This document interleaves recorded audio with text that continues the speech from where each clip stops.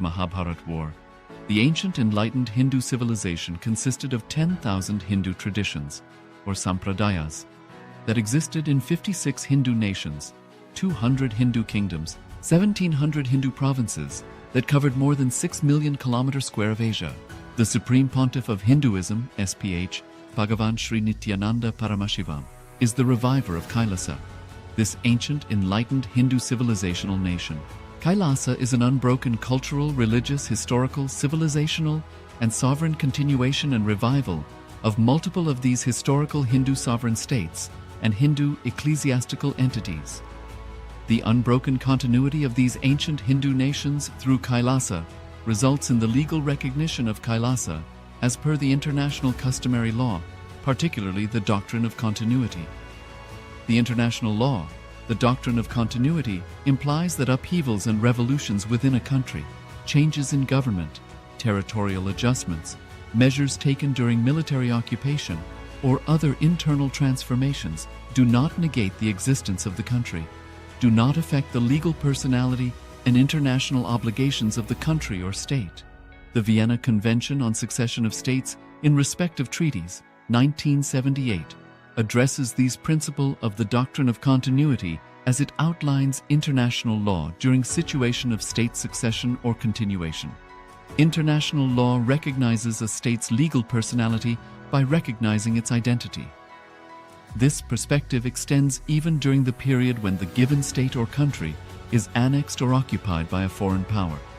Even in such cases, the legal personality of the state is considered to persist, enabling its subsequent re-establishment.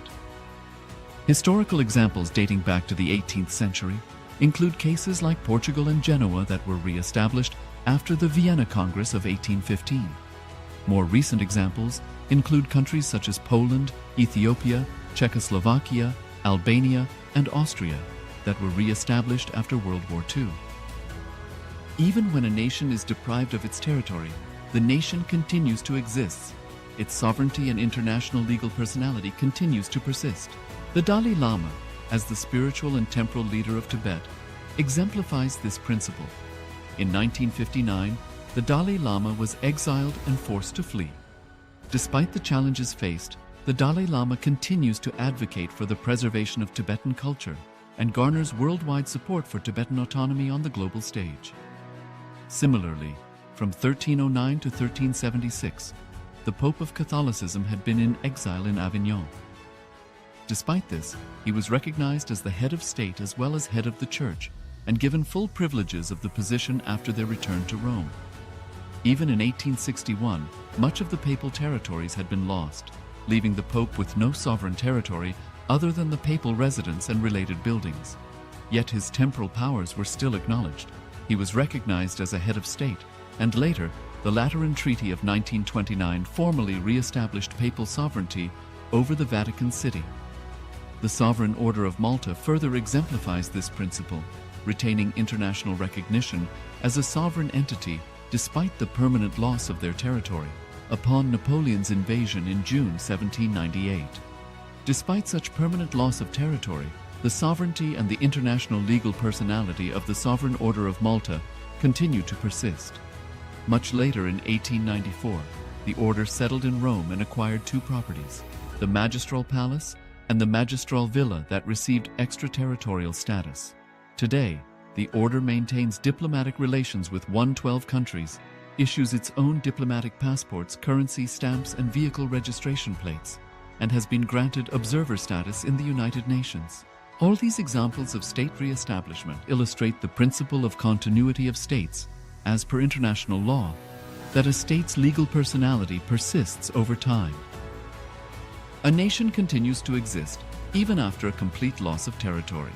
A far more striking example is of the oceanic countries, which are under the threat of their entire nation being drowned and submerged due to rising sea levels owing to global warming. In response to such existential threat of climate change, Pacific Island nations, including Tuvalu, have enacted constitutional amendments and made international declarations affirming that their nation and their sovereign rights will continue to persist, despite their entire territory being lost to the sea. This proactive stance is highlighted in the Constitution of Tuvalu Act 2023, and the Pacific Islands Forum Declaration of 2021. The Supreme Pontiff of Hinduism, Bhagavan Sri Nithyananda Paramashiva, through the line of succession is the present 203rd Emperor of the Hindu Sovereign Kingdom of Surangi Samrajya. He was crowned on the 31st of December 2004 at the age of 26.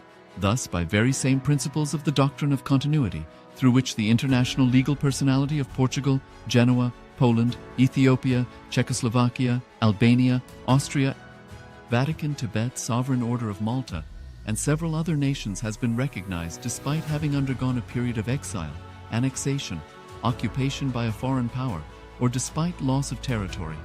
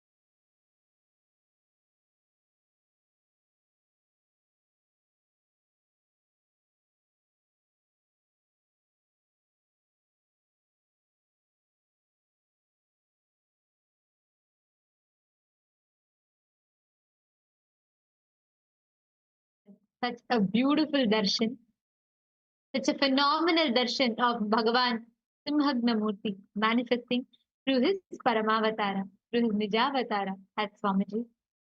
And I see all the chats are flooded with messages of gratitude, each of you expressing how you all enjoyed this beautiful darshan. Today's darshan, what Swamiji has blessed all of us with, please understand, this darshan has liberated you from the Maya matrix, all the Maya, the delusion that you're stuck in. Anywhere in your life, wherever you feel, wherever you feel you're stuck in that delusion. Just this one darshan, literally, Swamiji has liberated all of us from that delusion, all of us from that Maya.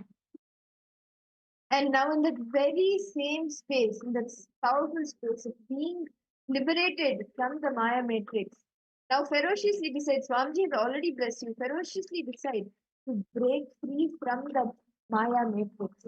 And in that space, we will now be doing the power manifestation. We will be entering into the power manifestation, where we will be doing another exciting round of the Dura Shruti for all the participants. Actually, right now, see, understand with this initiation, what Swamiji has initiated all of us into has established your inner space in the deep Paramashanta. How many of you are experiencing that intense bliss and peace happening in you? Can I request you all to post? How many of you are experiencing that intense peace and bliss happening in you right now? I see so many messages that people have posted. How each of you are experiencing that gratitude, how each of you are experiencing that complete peace inside of you.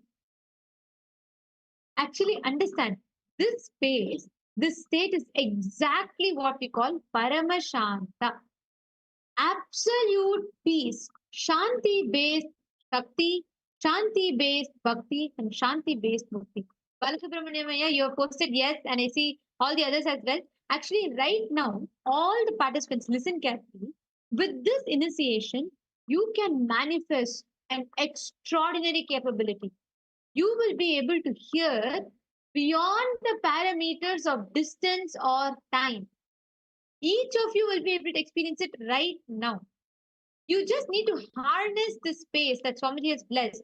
And you will be able to, let's say, for example, some your friend is in another part of the world and they are listening to music or sound. You will be able to hear precisely the exact sound they are listening to. You will be able to hear that. You will know what exactly they are listening to.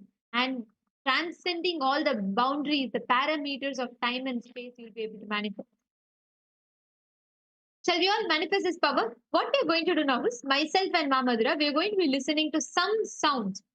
It could be any random sounds, just like how we did in the morning. Right? It could be any random sound. It could be songs, anything. You're going to now scan and identify precisely what is the exact sound we are listening to. Ready? Ma Kala Kala Priye, Ma, I see all the other participants. Can I request all of you to sit straight? Just establish yourself in that absolute Paramashanta Swarupa. And all the participants who are not on camera, I request each of you to come on camera so you understand this power manifestation after darshan is so powerful. It will actually help in all the initiation that we got during the darshan. It will help in actually making that a part of our very consciousness, a part of our very being, and actually manifesting those powerful cognitions as a reality on the outside as powers. So, Ma Dhanalakshmi, Ma Shionyu, Ma Jayalakshmi, Ma Shion Vangaya. Can I request each of you to come on camera as we start the power manifestation? Actually, see now what we are going to do is we are going to be listening and you will not be able to hear anything like physically. What you're going to do is you're going to be connecting through the third eye and you're going to be by establishing yourself in absolute Paramashanta. You are going to be hearing the exact audio we are listening to. So I'll give you all an example. Right now, what happens is majority of the time, there's so much inner chatter that happens in you. So half the time you don't even listen to the conversation. Forget about people who are 100 kilometers away from you. Even the person right next to you, we barely listen to because so much inner chatter happens in us.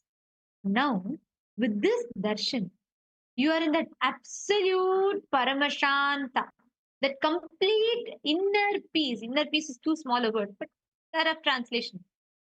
You are going to know with that inner peace, any sound happening at any distance, just by tuning in your awareness in that region, you will be able to hear that sound. So this is what we are going to do. Now, in the count of three, myself and Ma Madhura, we are going to be listening to certain sounds. It could be any audio. And I'm going to request you all to scan and identify what is the exact sound. If all of you are clear with the power manifestation process, can I request you all to please put yes, I am understanding in the chat. And if any of you have any questions, please feel free to ask.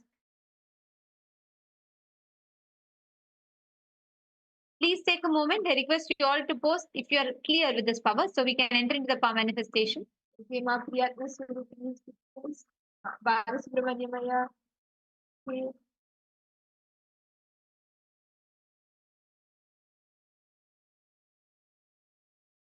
Shall we begin now? Nithyananda Ma Monica, Nithyananda Ma Ramini Devi.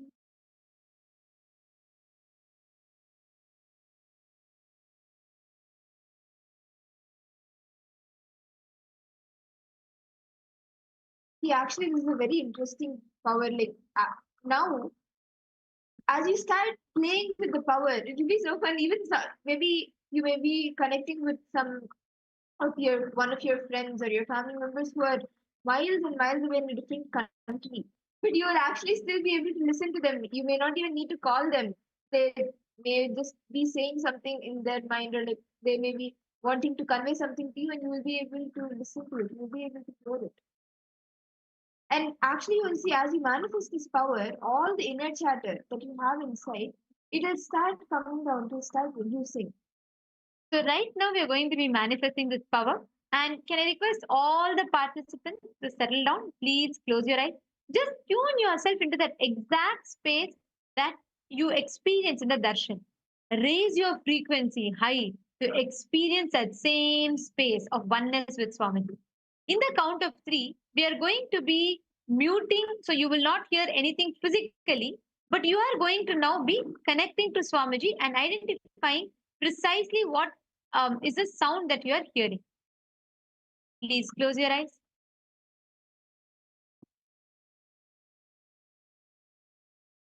Connect to Swamiji deeply. Chant the Maharashtra. Om Nithyananda Paramashivoham. Bring the deep Paramashanta inside you. And now, in the count of three, we will be muting ourselves and listening to the audio. We request you all to connect to Swamiji and scan and identify in three, two, and one.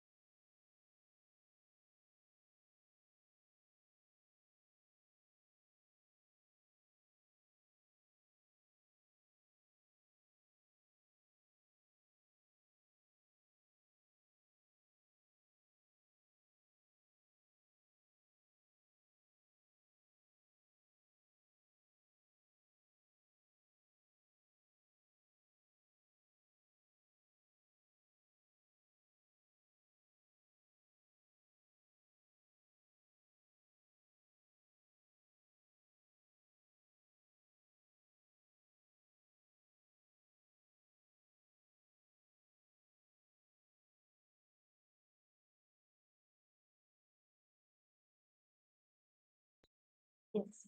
Now, I request all the participants to please post, every one of you post what is the exact sound you heard. Matthew Viskare, you will not hear anything physically. See, understand, you're saying you couldn't hear anything physically. See, you are going to be connecting in the third eye. This is beyond the parameters of time and distance. It is purely based on your Shakti, that entanglement with Swamiji. Experience a deep connection where any audio, see, understand, in the whole Mahabharata, whatever you're reading as Bhagavad Gita right now, how did we get it?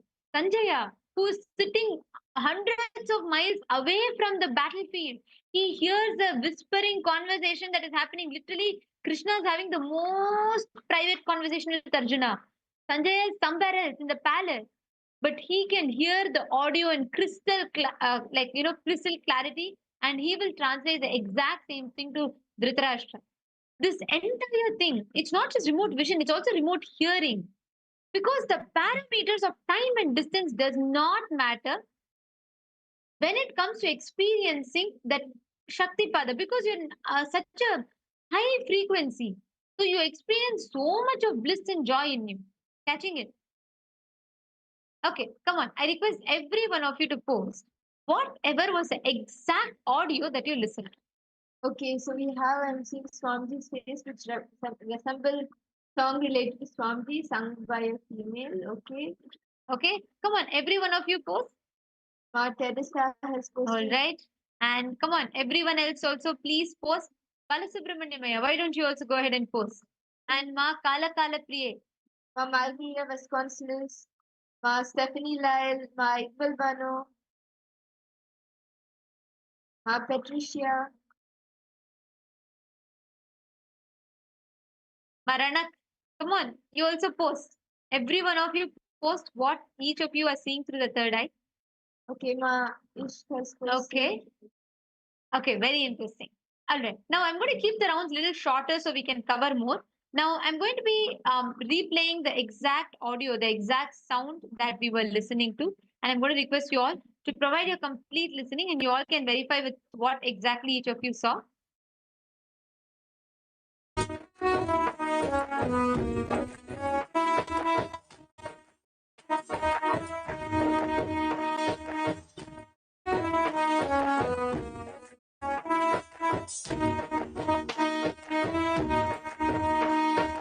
Tataya tataya nache bola Bam baba baje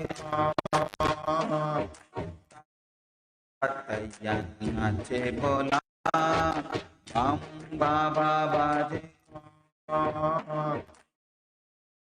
Tataya nache bola Dimi dimi dimi tamaru baje Dimi dimi dimi tamaru Ulice kapale maan Karaje ganga jata maaj Tukare anala trisular. Yes. So, as all of you heard, this is the exact song where Swamiji himself has sung the song. And this is a very beautiful song that was like about life, the truths about life, sung by Swami Vivekananda. And Swamiji's own voice. And actually, many of you have seen Swamiji, and I see Balasubramanyamaya. You said you saw Swamiji, and also I see few of you posted you saw Swamiji. Understand, this is a very very big step for your manifestation. Okay, Masumati, what I'm saying is once again sit into that's fine. You sit and do once more, and you'll be able to get more and more precise. See, as you start playing with the power and manifesting the power more, you will actually see you are able to go deeper and deeper and deeper. Sometimes, even when the blindfold reading had started, like all the different power manifestations Swami was initiating us when we started, for everyone it will appear differently, and for everyone it will manifest in different ways. So as you play with the power, you will be able to explore more how the power is manifesting for you, how Swamiji is revealing it for you.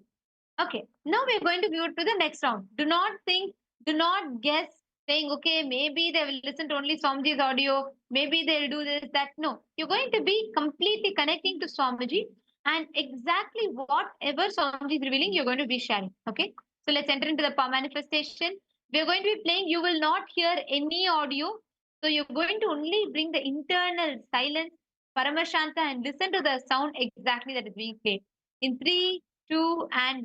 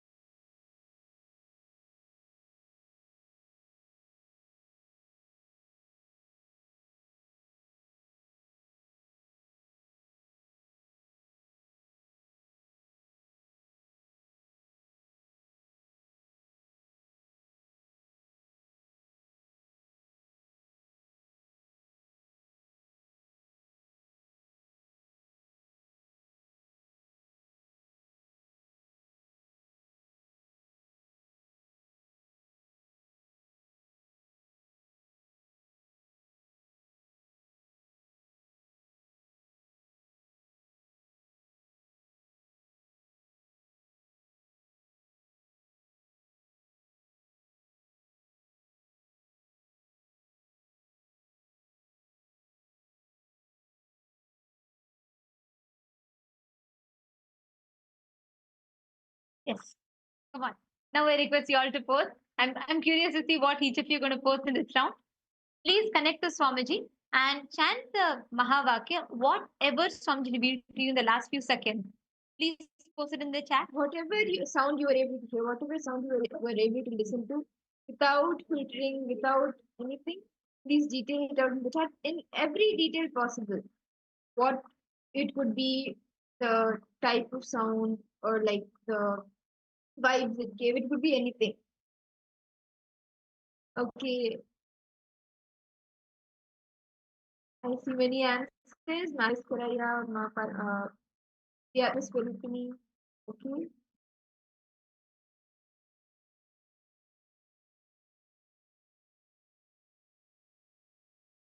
Balasubramanian, okay. Okay.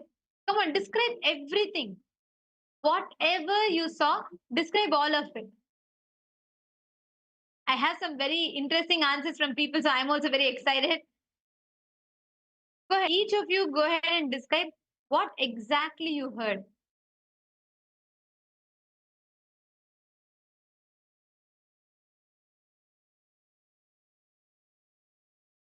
Okay.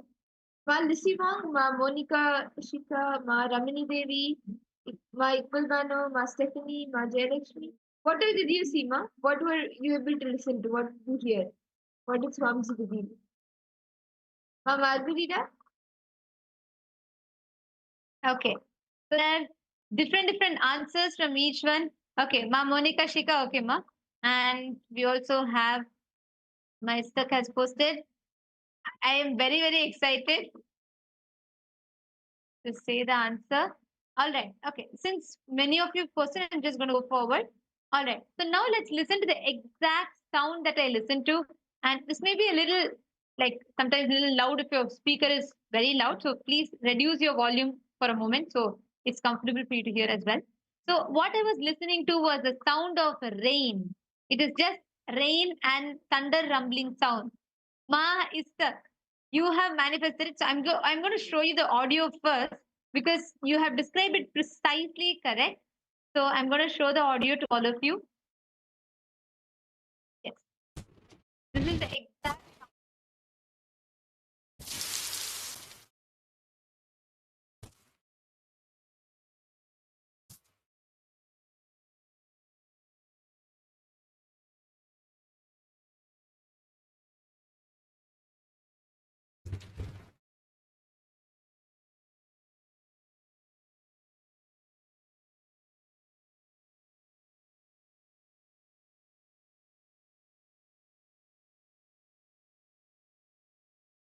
Yes. Okay. So this is the exact audio that we were listening to. It was sound of rain. And now I'm going to read out the answer because many of you have seen.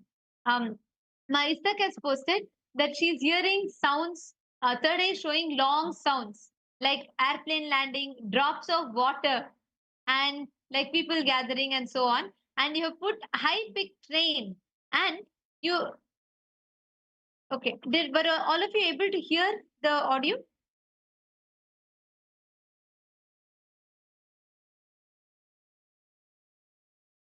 Yes. Were you all able to hear the sound, rain sound that we listened to? We played for you all? Okay. That sound, the rain, water falling, that was the exact sound. And ma'am, Istak, you have manifested it well. Excellent. Okay. Some of you saying you couldn't hear the exact audio we listened to. I'm going to be replaying it. And please, you can hear it once again to see if you heard sound similar to it. It is just a sound of rain. That's all. Rain and thunder rumbling. I'm going to be replaying it again.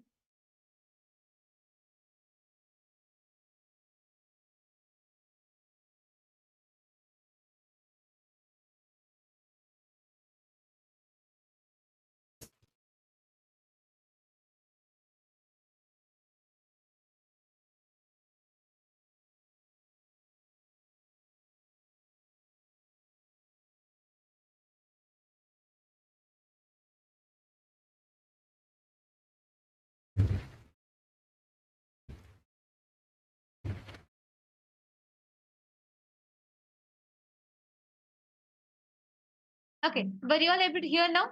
Were all of you able to hear the exact sound that we heard? And even Monica, see, you saw something darkness. You saw like, see, if many of the things that you're seeing is very, very closely related. It's very closely connected. And Balasubramanian, I have one request. Every day, if you can make time to sit and manifest powers, really you will have a shift. Because the sincerity that you have and the deep feeling connection you have with Swamiji. If you can just sit every day and spend some time dedicated for manifesting Shaktis, understand many times the doubts, the self doubts, anything that may come into you, the more and more you experiment with these powerful cognitions, especially you're going to be living with Swamiji, right? That's your future. Then you need to really like train yourself to not settle with just the ordinary mundane life and instead start continuously engaging actively in enjoying the mature taste of manifesting Shakti. Okay, so every day, even if you can take time, 21 minutes, sit, manifest the powers.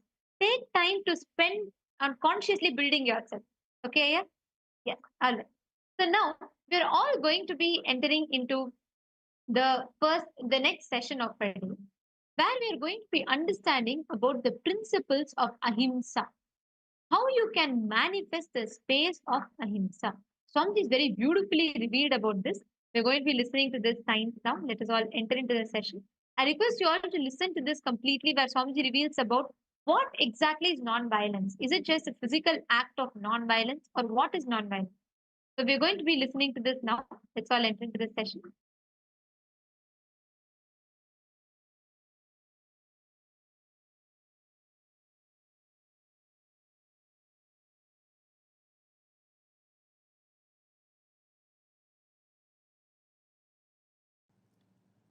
The first principle, foremost principle, Paramashiva reveals in Vedagamas, ahimsa paramo dharmaha, non-violence is ultimate law, non-violence is ultimate cosmic principle, non-violence is the ultimate law of life. Understand? In Hinduism, all the great truths are revealed. All the great truths and ultimate truths are revealed, expecting all human beings to behave intelligently and comply. Understand? Hinduism guides and inspires you to comply, never makes compliance as compulsory. Listen. That is the beauty of Hinduism. The religion which neither allows conversion nor forms any foundation for terrorism. No terrorism, no conversion religion. Even though we continue to remain as minorities, we hold the highest principles as our core principles. Understand? Your mind is mixture of both. I should say, for a common man, the powerful cognitions is very less percentage. Delusions, hopes, blind spots are all large number of percentage. I'll give you some example for blind spots. People in anger, in rage, sometimes think, come on, let's do it, and face what comes after that. But when after effects, the side effect, the result of what they have done, when it comes, they can't face.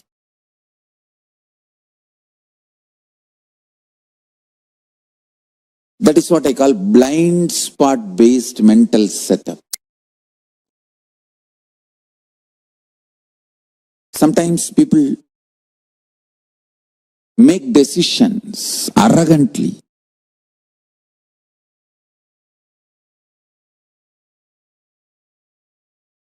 You can see even in Indian movies. Constantly this Indian cinema is teaching violence as heroism. Oh God.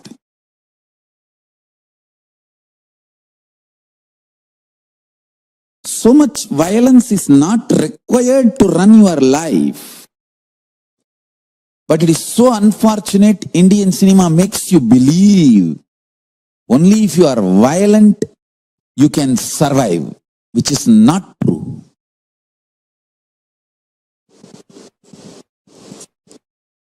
Raising the negativity, friction among the human beings and encashing the cheap emotions, triggering the cheap emotions and making money. Most cheapest business. I've always seen in these Indian cinemas, the hero will tell, come on, kill that fellow, come what may, we will face it later. Actually, after that, when he is arrested and put in jail, he will not be able to face it. This is exactly they are teaching the Indian youth. Indian youth also behaves the same way. Come on, let's do it and face what comes after that. But after that, when it comes, they will not be able to face. The blind spot based thinking.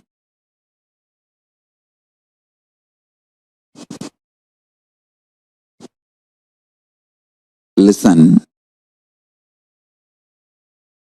All this blind spot based thinking,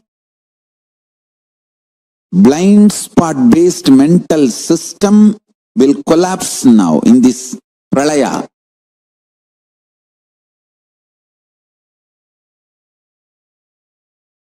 Actually, non-violence is the real heroism. We should teach our next generation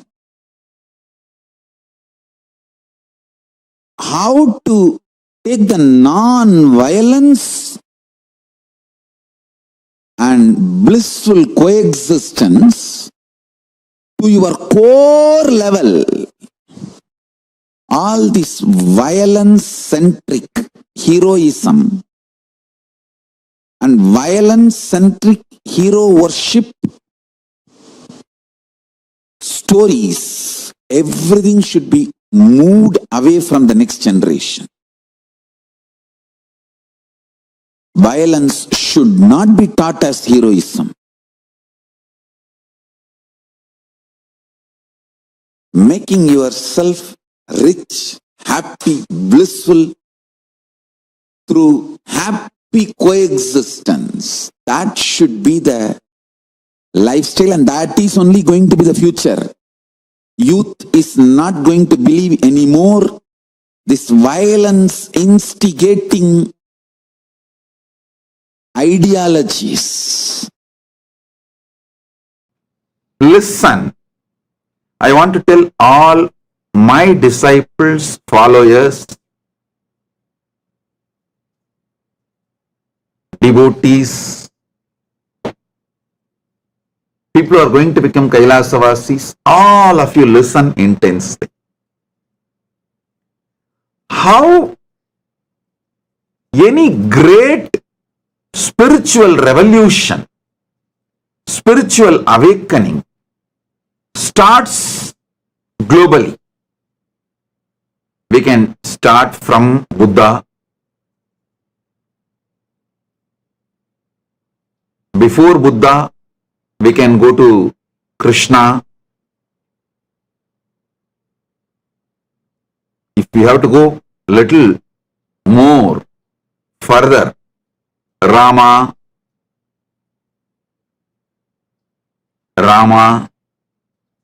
or Krishna or Buddha, the master and the core team disciples decided to sacrifice their life for Dharma, to live by Dharma,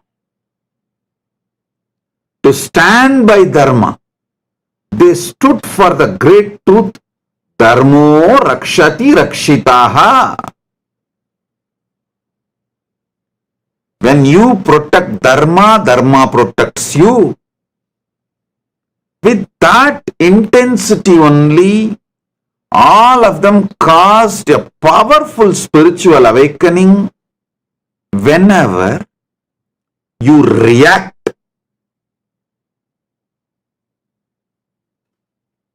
for the attacks, injustice done to you,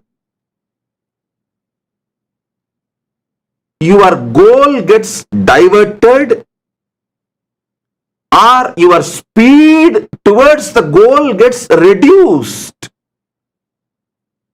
But Paramashiva gave me such beautiful Paramashantatva, intelligence shining in Paramashantatva, ultimate peace. Never all the attacks, whether from externally attacks done or the internally from Sangha, the traitors, anything, never any agitation or reaction happened in me. And continuously, always I was focused on the goal. Never my speed towards the goal was reduced. During all attacks, whether it is from external enemies or the internal traitors, all I did, Paramburuli, Paramashiva Paramburuli, Mahadeva, what should I do next? He will give the script. That's all. I tell you,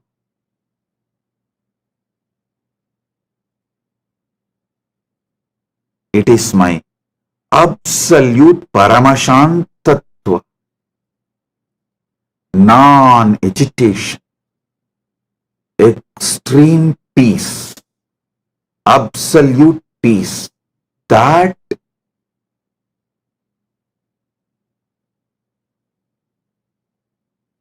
made me successful. Listen, I tell you repeatedly, even if one moment I was agitated in this whole attacks, so many years of continuous abuse and persecution, hate speech I faced, lawfairs I faced, even if 1 minute, 1 second I was agitated, the whole Sangha would have, I don't know what would have happened, I can't even imagine. Then, even if I was agitated internally, stressed internally, my speed towards my goal would have been reduced, which is what is the real plan, the expected success of my enemies and my traitors.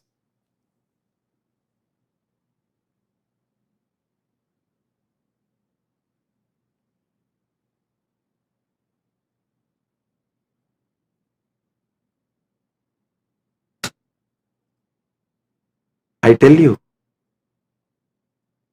Paramashiva, by giving me absolute Paramashantatva, unagitated, absolute peace, non-violence, centered energy. He gave me the greatest strategies to resolve all the problems presented in front of me. I wanted all of you to know Paramashiva's Paramashantatva, his energy of ahimsa, is powerful, capable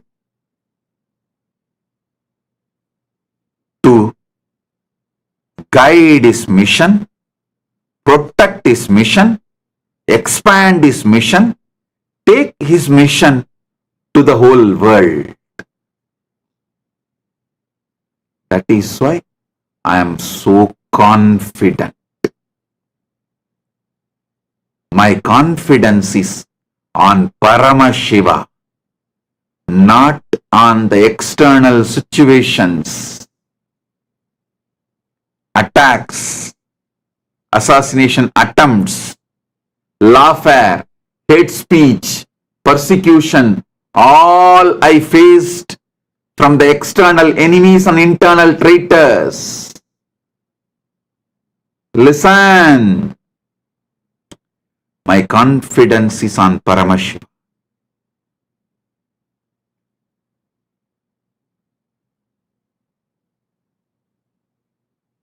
He is more powerful than any of this.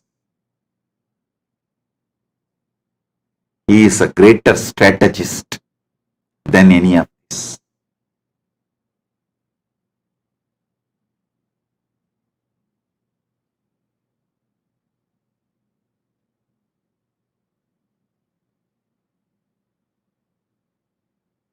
And I tell you,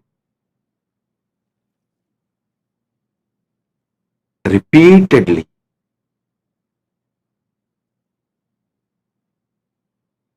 any external situations, worst situations also, I always looked up to Paramashiva and his revelations. And he always standing by me, stood by me, manifesting through me, guiding me and winning.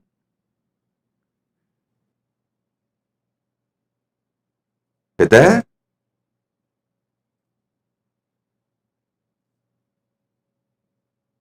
you are KAILASA Vasi or Sarvanyapita, part of Sarvanyapita, anything. Center yourself on non-violence, you will find best things in your life. And one more thing, when I teach you non-violence, not only I teach you, I am giving you my protection. Paramashiva gives you abhaya. Just go on deciding, strategizing from non-violence. I commit. I'll protect you. You will be protected. Mahakala Bhairava, my Bhairavas and Rudras will be around you, protecting you. Do not worry about others' violence towards you. When I teach, I am not just teaching you, I give you protection also.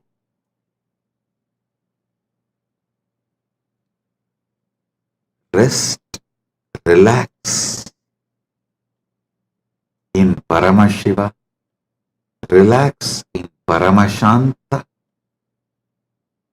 enjoy, celebrate being cool, ultimate coolness. There is nothing worthy to get to the level of violence to be achieved. Listen, there is nothing worthy to be achieved in this whole universe by becoming violent, means losing yourself. Getting into the space of violence is losing yourself, delusion, deluding yourself. From your Paramashiva state, you are pulled into the delusion by ego, always through fear. When the fear is triggered in you, you get deluded and start manifesting violence. That's it. After that, you are a shit. You will do anything your ego says, your delusion says. First amendment is ahimsa paramo dharma. Listen. Listen. I'll elaborately explain. The first amendment is actually the first truth. The fundamental constitutional right you are given by KAILASA constitution is the right to be Paramashiva. Think you are Paramashiva. Feel you are Paramashiva. Believe you are Paramashiva. Treat everyone as Paramashiva and expect to be treated as Paramashiva by others. You have right to be treated as Paramashiva by others. This is a fundamental constitutional right KAILASA constitution gives you. First amendment of KAILASA. You have a right to be treated as Paramashiva by others. The best and only way this is possible is by realizing ahimsa paramo dharmaha. The only toxin pulls you down from this you being Paramashiva, you seeing everyone as Paramashiva, and you being treated by others as Paramashiva. The only toxin which disturbs this whole life flow is violence. If you drop violence, first you will see yourself as Paramashiva. You will see everyone around you as Paramashiva. You will naturally attract people around you who will treat you as Paramashiva.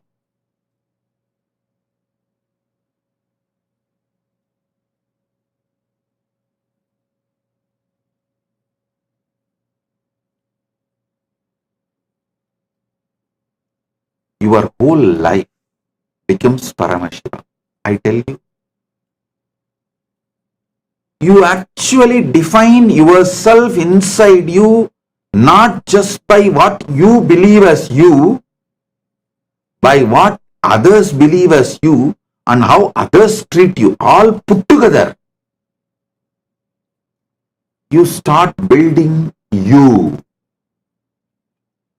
So the best way to build you is you cognizing yourself as Paramashiva, and everyone around you also cognizes you and treats you as Paramashiva, is the best way to build your core cognitions and core identity.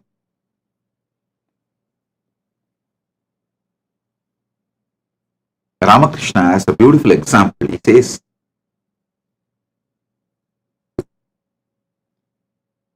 Ganga flows.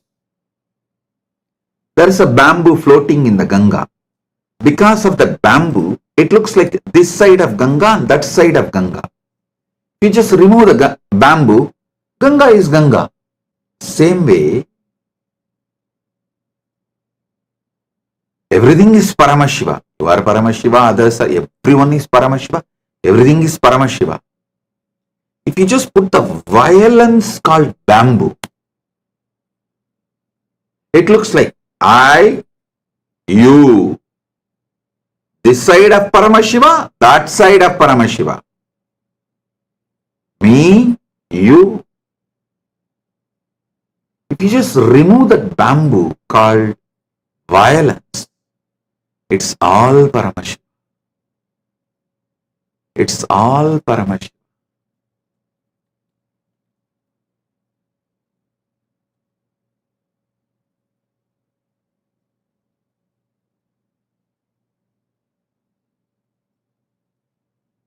Bring the cool energy of non-violence, Paramashanta, non-violence, Paramashanta.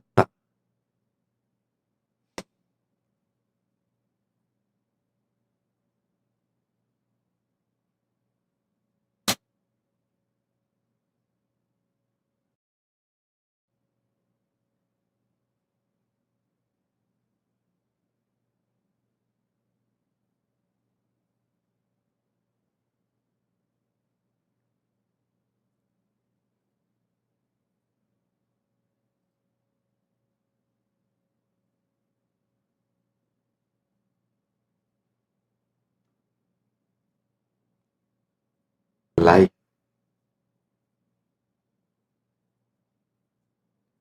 is absolute joy. All toxins will leave your system when you just lift this bamboo of violence from Ganga. The flow of Paramashiva.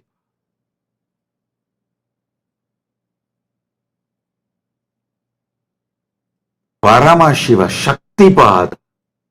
Paramashiva Shaktinipada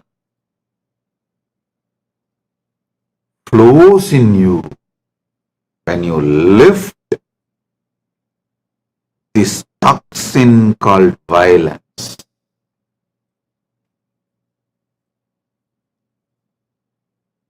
Whether you are coming to Kailasa or manifesting Kailasa from wherever you are, the core truth is make your life centered non-violence. Make yourself centered non-violence. Non-violent. Everything will follow.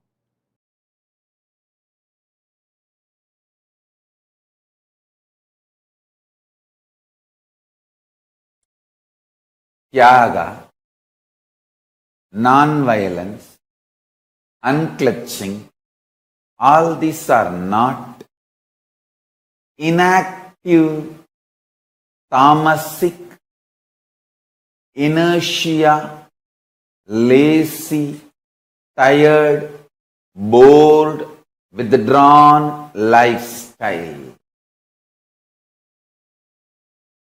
Non-violence means not only you will be non-violent, ahimsa, established in ahimsa, you will actively practice ahimsa and enrich everyone to live ahimsa. You will create an ecosystem where ahimsa can be practiced with integrity. Understand? all the infrastructures needed to keep the non-violence ahimsa alive. Media is the non-violent way of reaching out to people and telling the real truths and facts. Like media, education mechanisms, everything should be actively filled with the truths, ideas about non-violence, yaga, spiritual strength, powerful cognitions, all these great truths. Listen. Again and again and again, many are trying to harass me through the social media and all other way, saying that, oh, you are teaching constantly non-violence, ahimsa, peace. Don't you see you are making Hindus weaker and weaker? Understand? If Hindus listen to what I am saying sincerely, they will understand I am trying to make them really stronger. Understand? Strength is intelligent way of existing. Strength is not violence. Strength is not terrorism. Strength is not conversion. Understand? Neither by conversion nor by terrorism any religion is going to survive in the future. Future of the religions is not going to be decided by their capacity of conversion or terrorism. No, that period is over. The next generation is not interested in conversion or terrorism. It is interested in living the life and life positive.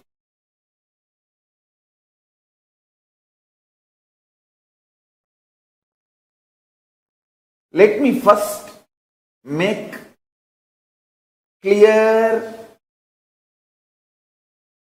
explanations. Let me first make you all understand how I adopt ahimsa, non-violence, for relationship with me and relationship with my guru, relationship with my first team, relationship with my sangha, relationship with my disciples and devotees, relationship with practicing Hindus, relationship with the whole universe, relationship with the whole humanity, relationship with everything. I'll explain step by step how I adopt. Krishna says beautifully in the Gita, if you know how I function, you will become enlightened. I tell you, Krishna is the greatest strategizer based on this Paramadharma ahimsa. Fools and stupids, anti-Hindus are those who claim Krishna made Mahabharata war. No. Understand? Krishna personally went to negotiate peace. And he was abused. And Krishna knows he will be abused. He may be abused when he goes for negotiating peace. But still, he took the risk. Not only abused, there was a murder attempt on Krishna. There was a murder attempt.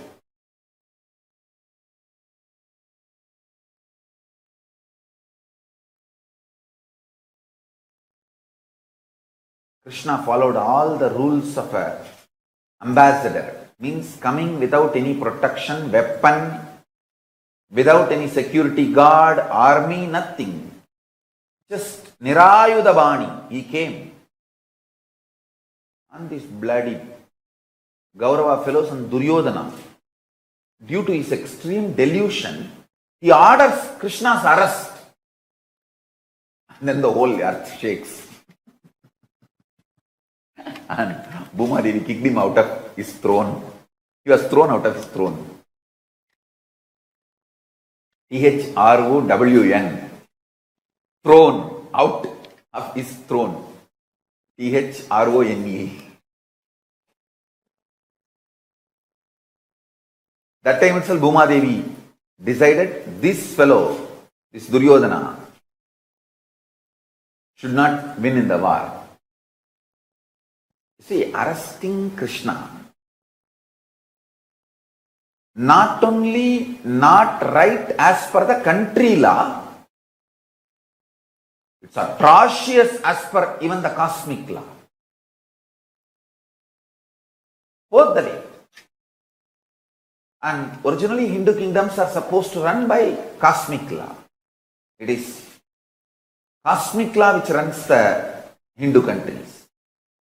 Cosmic law itself is adopted as a country's law. That's why the constitutions are drawn. I am telling you guys.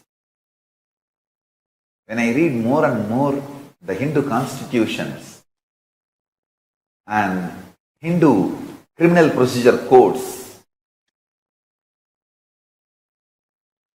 what a civilization. I am just every day falling in love with Manu, Bharadwaja, Yajnavalkya.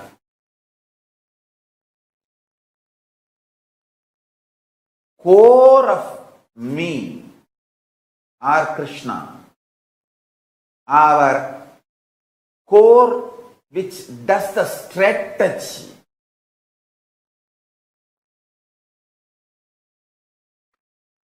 Is pure compassion. Janma karma chame divyam evam yotti evam yovetti tattvataha tyaktva deham punarjanmanaiti mameti sorjuna. All violence is delusion. Please listen. 99.9999% of the material out of which you are made and I am made. Listen. 99.9999% of you and 99.9999% of me, both not only same stuff, they also know each other as the same stuff. Listen. 99.99999% of the stuff out of which you are made, I am made. All of us are made. That stuff is same. And the most important thing is not only it is same, it knows we are all same.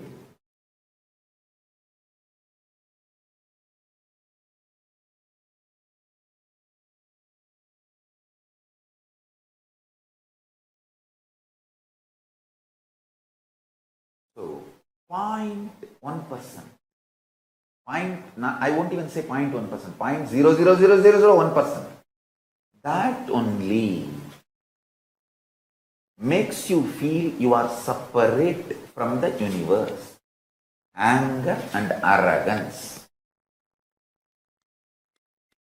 Listen carefully. That is why I am telling.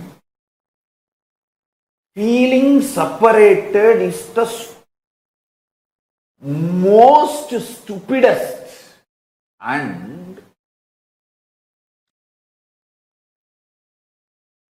worst delusion. Worst delusion.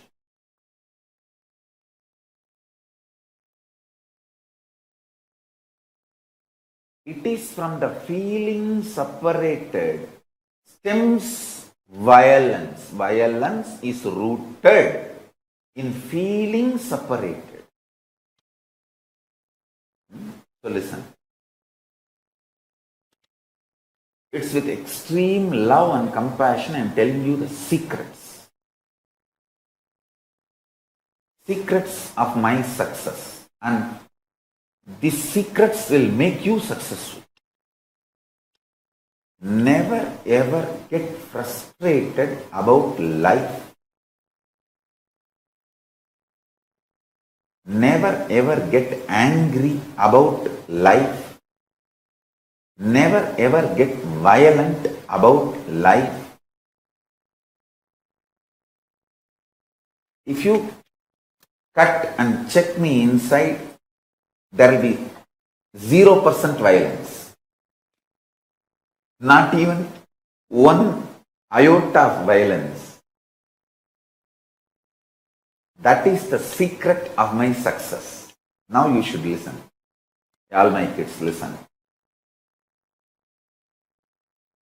I am sitting with you with my one hand on your shoulder and telling Kana, இது பரம ரகசியமடா, நல்லா கேட்டுக்கோ.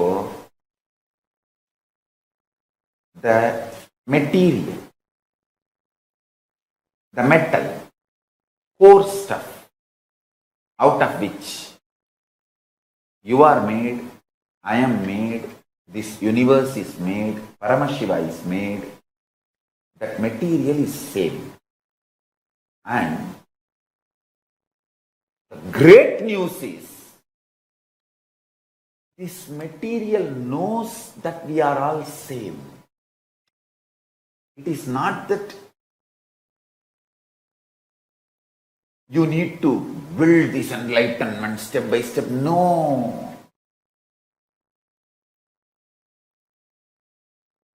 The material, which is you, your body, your mind, your core cognition, your individual identity, and what you call as your body, your mind, your privacy, your secrecy, your all the things. Whatever you call as you, closer to you, my mother, my father, my daughter, my sister, my son, my husband, my whatever, my friend, my beloved, my soulmate, or me. All this is made of certain stuff. That stuff and the Paramashiva, the stuff out of which Paramashiva is made, and the stuff out of which I am made, all of us are made. That stuff, that material is same.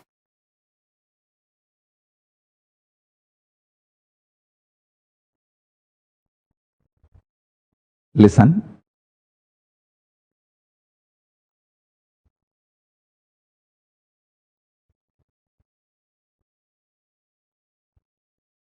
Just like how my Guru gave me straight teaching and liberated me from all the socially inflicted delusions about wealth, I'll give you some of the powerful cognitions and liberate you from all socially inflicted delusions and the pains due to the delusions related to Kala Tattva, time. Listen.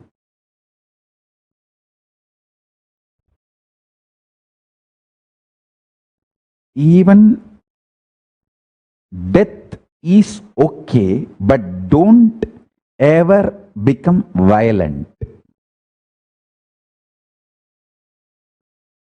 Non-violence is the best strategy even in the face of the death, because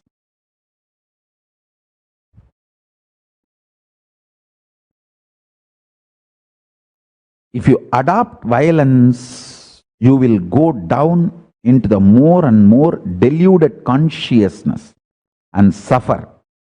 If you adopt non-violence, even if you die, you will raise into higher and higher consciousness. You can manipulate your ability to take birth as you want.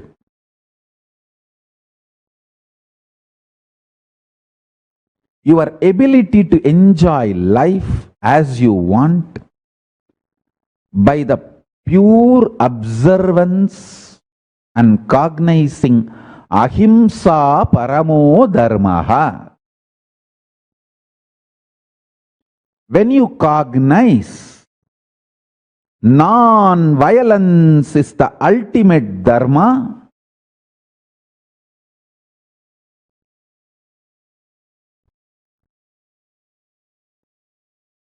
you have so many wonderful powers manifesting in you. You will master the higher states of existence, higher space of existence, because non-violence will bring tremendous strength and fearlessness. Every time you are non-violent and face the crises in your life, you will become fearless. Listen, non-violent response to every crisis removes the fear and strengthens your cognition, ability to cognize powerful cognitions. Now, just now, sit and listen and pen down this statement once more. Non-violent way of responding to every crisis in your life removes all fears from you and strengthens your powerful cognitions and your ability to cognize powerful cognitions and manifest them as reality.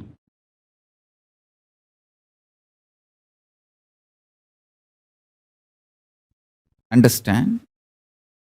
First, I want to tell you, I am neither optimistic nor pessimistic.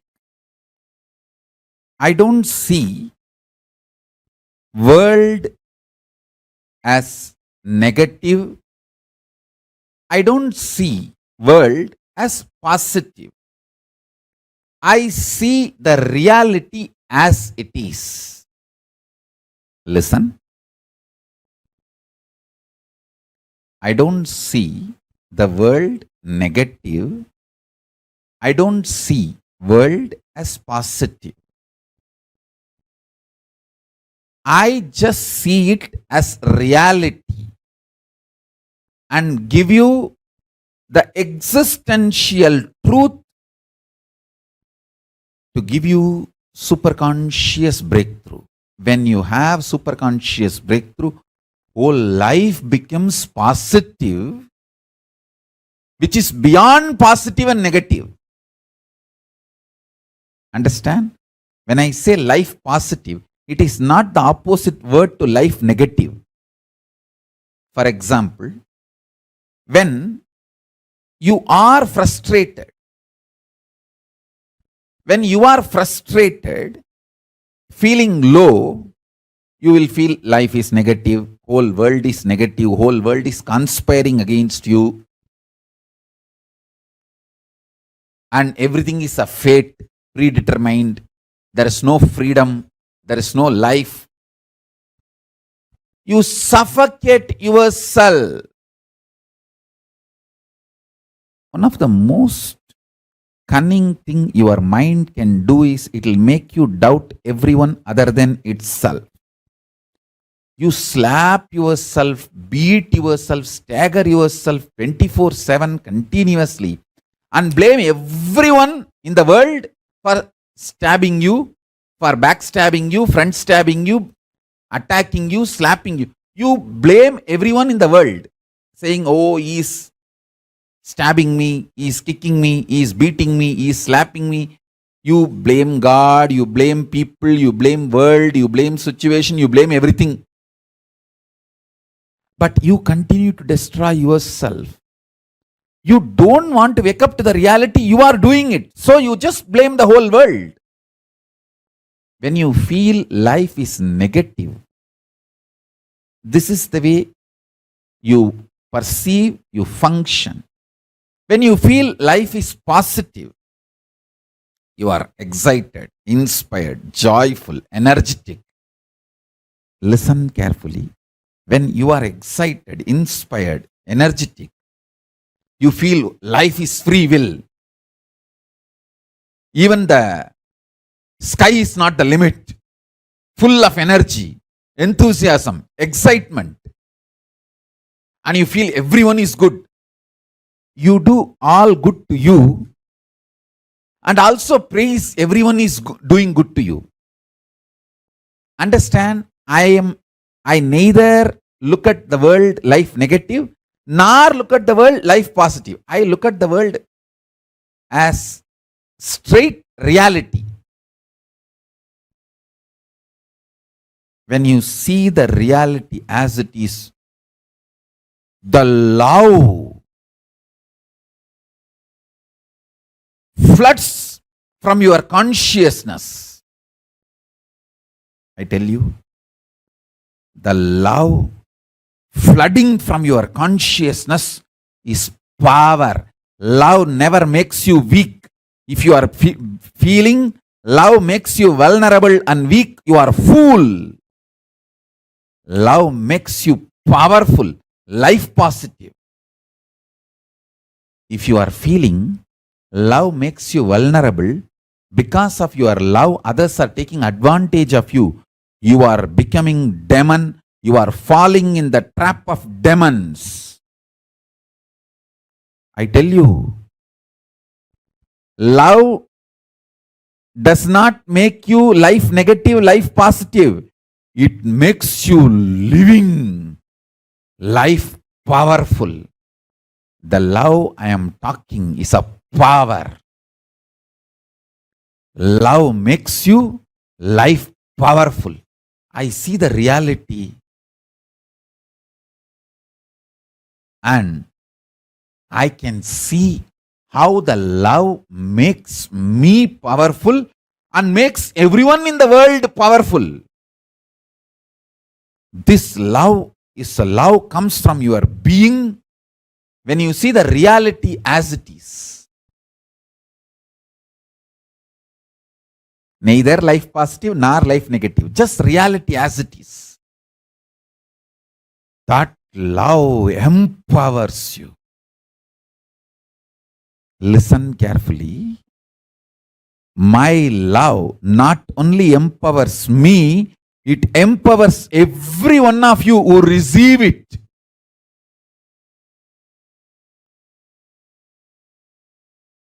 In multiple level, my love empowers you.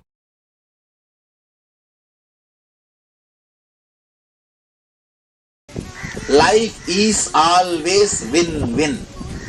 If life is only me or them, it will be violence-based. The law of life is not violence. See, if it is violence-based, then only one person should be alive. Law of life is not violence-based. There are some universal laws. How much ever you try to deny them, you will not be able to deny them. The universal law is, whether you understand or not, everyone in your life is your extension. Your extension. After all, me, let this health be extended to them. That is what is all about healing. That is what is all about healing. That's what we have proved. See, when I am trying to heal somebody, we have medically proved my brain waves and the other person's brain waves are in the same frequency. The other person's brain waves come up for see, when we did this research first in St. Louis, when I put my hand on the other person, you have read the research, the other person's brain waves have suddenly become like mine for the full 20 minutes. And same way when I materialized, whoever is receiving the materialized object, their brain waves become exactly like mine for that 40-50 minutes. You understand? You can do that. When they are my extension, let this health be extended to them. And you will never attract the disease in you. Don't be afraid. We always have the fear, no. If that is the case, then suddenly in that same door, if their disease enters into this side, what will happen? You understand? It is always when you open yourself to the higher principles, only auspiciousness happens. Whenever you open yourself to the higher principles, only auspiciousness happens. Advaita expresses only Shiva. Means that Shiva means auspiciousness, possibility.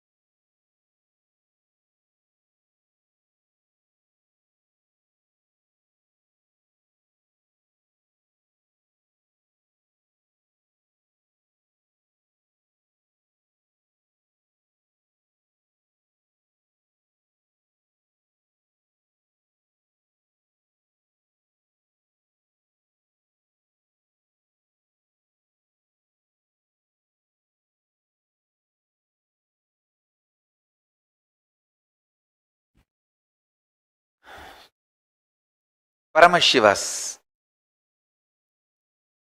message directly from KAILASA today. Listen intensely.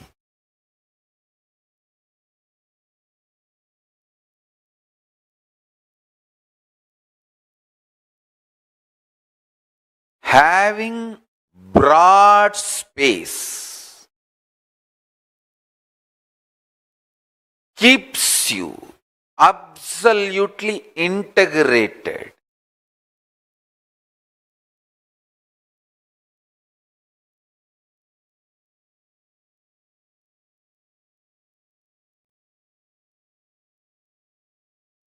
Continuously manifesting life. Manifesting life is manifesting powers.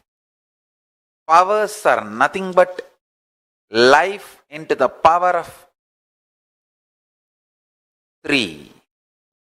Life into the power of 2, like a life square, is bliss. Life cube, life into the power of 3 is powers.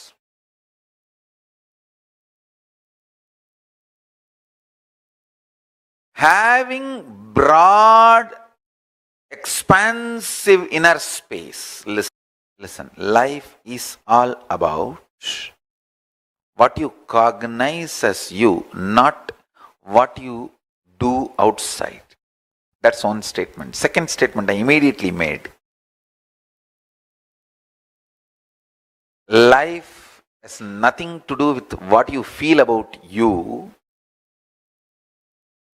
or with you. It is all about what you do to others. Both looks very conflicting, paradoxical, controversy. Listen, but they are not conflicting. They are complementing each other. All I am trying to tell you is what you feel about you does not matter. What you cognize about you matters. When you have the right cognitions, you will start serving others. Serving others becomes your lifestyle. Listen carefully, intensely.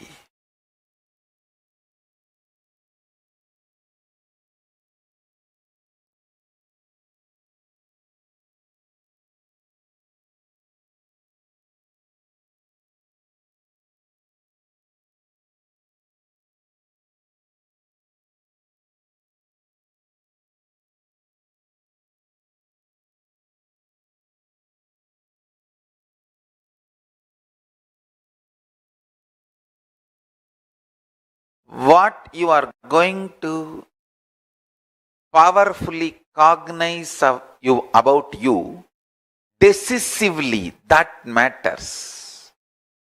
For example, you decide, I am now going to feel I am only powerful God, Paramashiva, who has absolute power over my inner space and power over my outer reality. Listen carefully. That decision you may be taking only for 1 minute. And the all remaining 23 hours and 59 minutes you may be in depression, self-doubt, self-hatred, self-denial, all kinds of hitting with worst space a person can have and feeling shitty about yourself, your life and everything. All that feeling you are having 23 hours, 59 minutes does not matter. The 1 minute which you decided, you are going to powerfully cognize yourself as Paramashiva. That matters because cognitions, consciously taken decisions gets recorded into your biomemory. Vague, confused, immature, mood swings, feelings, all that gets recorded only even in your muscle memory. Listen. Even if you receive 99,000, it is less than 1 lakh. Because the very digit is different. Having large, expansive inner space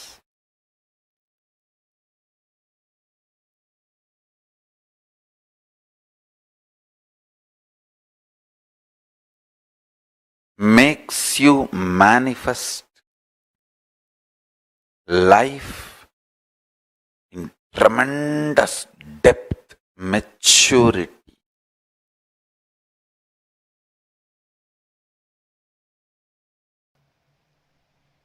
Dhiras who micromanage the inner space are dhiras. Dhira means who is not stuck in any pattern inside.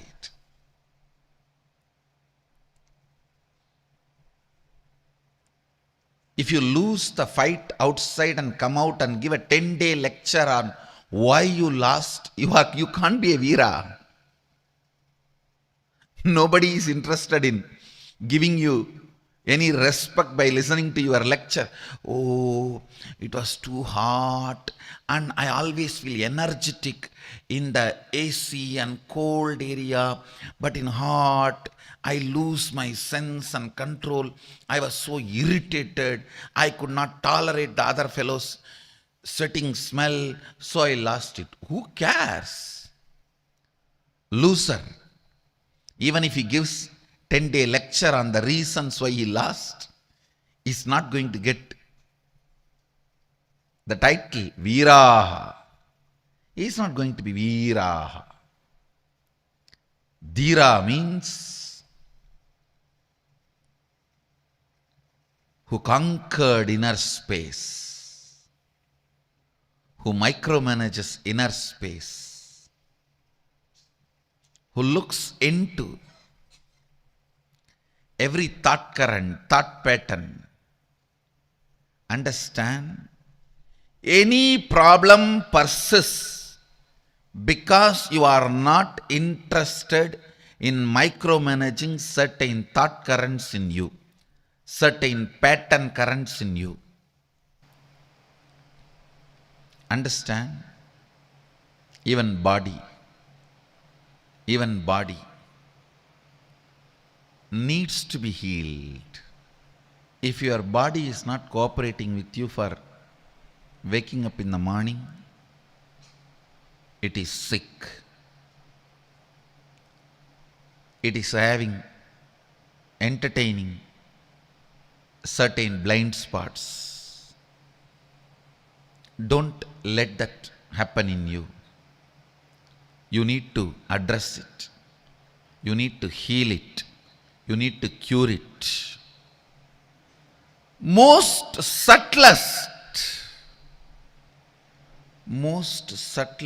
patterns do not expose themselves as patterns to you. They try to convince you you are them. They are your characters. They are your beauty. They are your colors. No. Any sympathy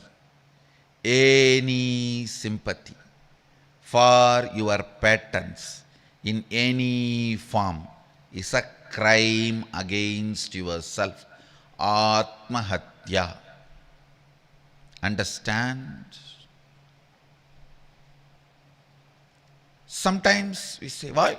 Everyone is suffering with certain pattern. Why not me also? Let me have this. This is my character. No. Everyone's suffering cannot be the justification for your stupidity. Pattern, when it convinces you, it is your character, it is your quality, and derives your sympathy, you have committed suicide. You entered into the suicidal space. Over.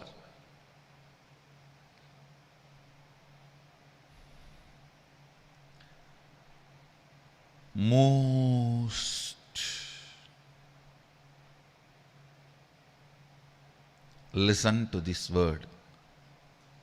Most stupid.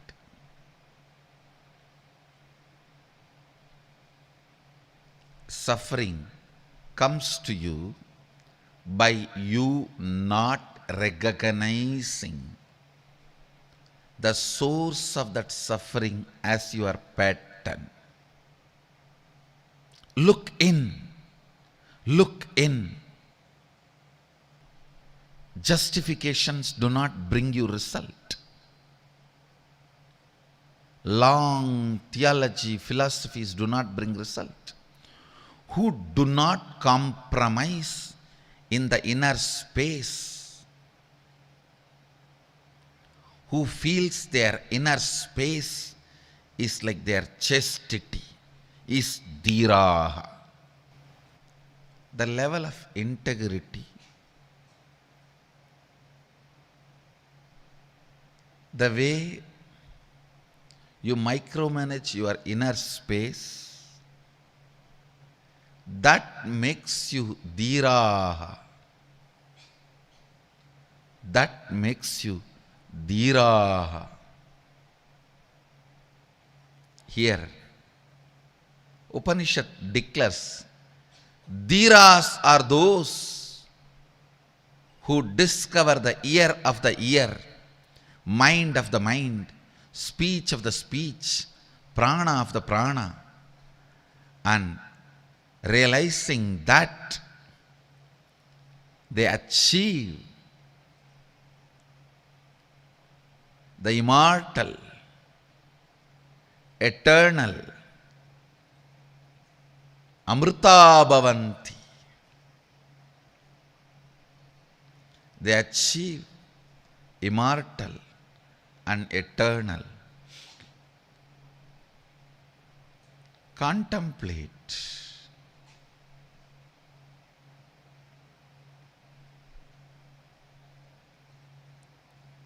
Where are the blind spots? Continuously look in. If you are not able to attend the morning yoga, the blind spot is somewhere else. Somewhere else you are deeply cherishing the second thought current, some other thought current. Unless you penetrate into that thought current, you are not going to free yourself. You are not going to liberate yourself. Your anger, your discomfort, your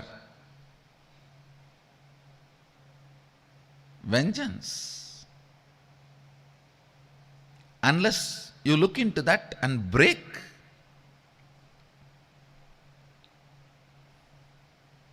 you are not going to become dhiraha. And life is only worth living when you become dhiraha.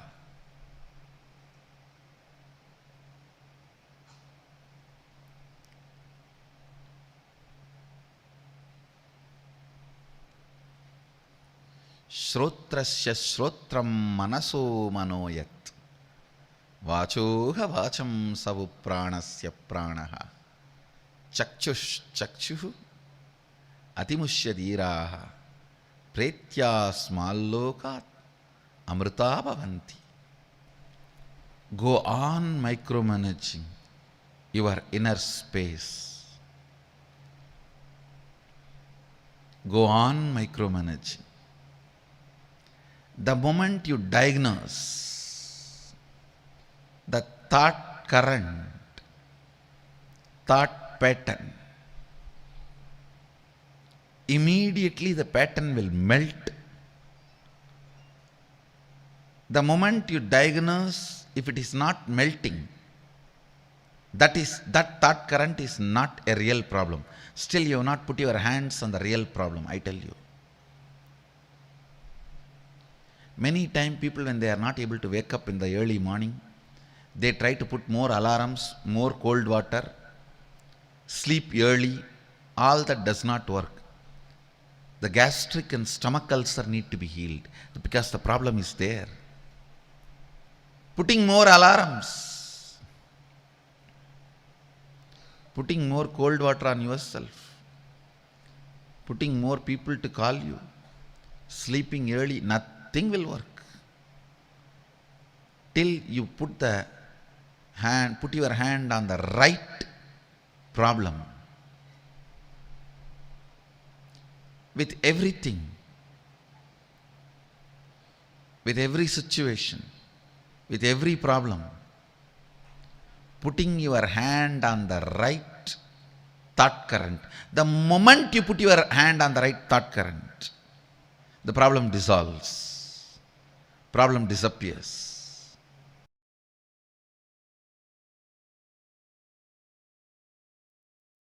Tyaga is the key to become God. The most difficult tyaga is renouncing self-hatred, because the society teaches you self-hatred is great. It makes you delude between humbleness and self-hatred. Listen. Humbleness is not self-hatred. Listen carefully. Self-hatred is thinking you are less. Humbleness is thinking about you less. Less self-remembrance is humbleness. Self-hatred is constantly thinking about you, but very cheap, very low. Understand, there is a big difference between humbleness and self-hatred. Person with self-hatred will never be really humble. Adivinayam durta lakshanam. He will show himself very humble. But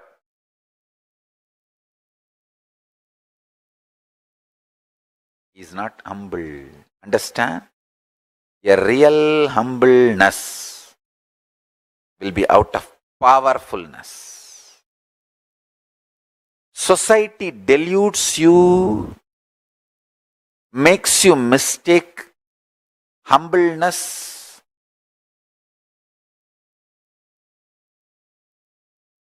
your humbleness as self-hatred, and as you always in the state of self-hatred, so that you will be humble.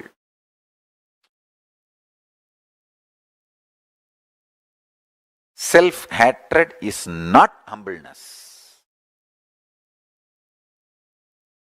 Most difficult thing to renounce in the life is self-hatred. So much of self-hatred, self-doubt, self-denial. That is why even if you think of future plans, so much of impossibility and you shrink. No, one more suffering, pain of failure, why should I face? Fool. Because of pain of failure, you don't plan, and naturally, no plan means failure. It is like because you are afraid some guest will come to your home, you call that person and tell him, please come.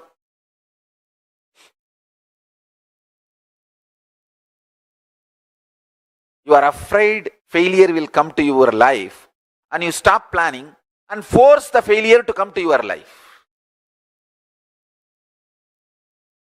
Self-hatred, self-denial, self-doubt. Most difficult thing to renounce in your life is SDHD. Renounce that. Dhira, courage is moving the SDHD out and having the vision for your future.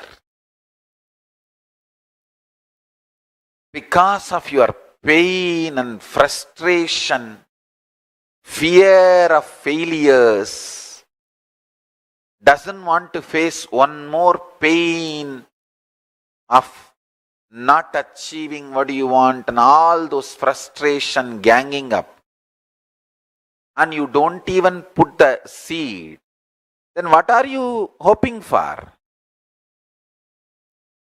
Accidental future is not going to be great. All accidents will either be damaging or just letting you live. It is only consciously planning, manifesting. Understand? You are a man. You are given conscious power, will persistence. You are expected to be adult and matured. Use those capabilities and plan, manifest your future. If not, don't blame anyone. First, sit. Pen down your pains of failures, hopelessness, resistance, anger. You feel even to write, think about your future. How is it going to happen? My future is in somebody else's hand.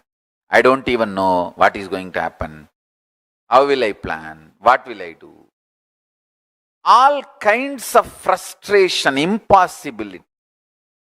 Whatever comes up, pen down all of that. That is the first step.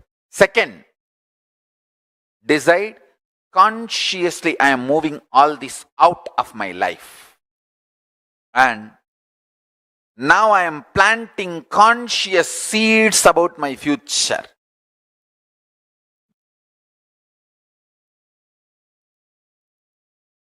So two things you are going to do now. First, all the resistance and anger and frustration you have to do this conscious planning of your future, pen down those patterns. Memories of failures, frustration, everything, whatever you have. If you don't have, great. If you have, pen down. That's the first. Second, pen down what all you want to manifest by which date, on the date exactly, on the calendar. If you want to manifest something by August, go to the August month and exact date you want to manifest that, pen down that.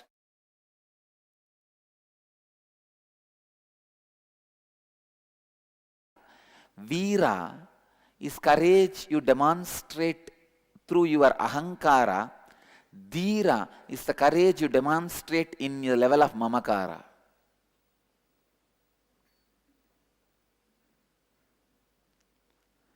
The courage you demonstrate in ahankara is veera. The courage you demonstrate in mamakara is dhira. The courage you demonstrate in anyakara is ira, the compassion.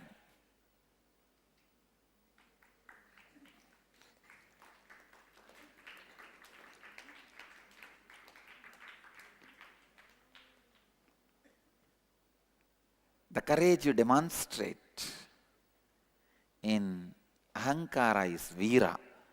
In front of 10 people, die!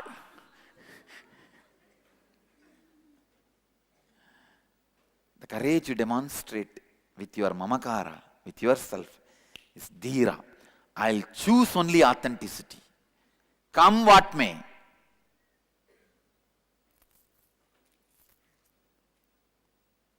The courage you choose with the anyakara is ira.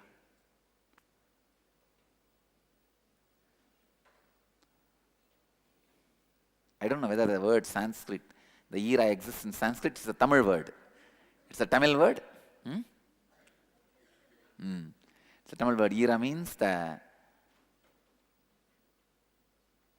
compassion in your heart. In Tamil, it means. But the old languages, it will always be, words will be here, there, and it will get mixed up. Some forgotten, some. It's okay. I'll give this word to Sanskrit, ira. And I'm giving the meaning to it, that's all. With the right of Arsha Prayoga, I contribute this word to Sanskrit.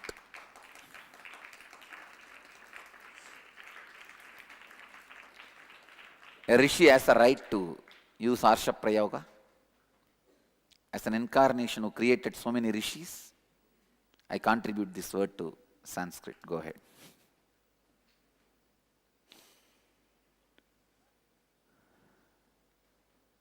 Because the masters have to explain such subtle principles They are not bound, restricted by the linguistic rules.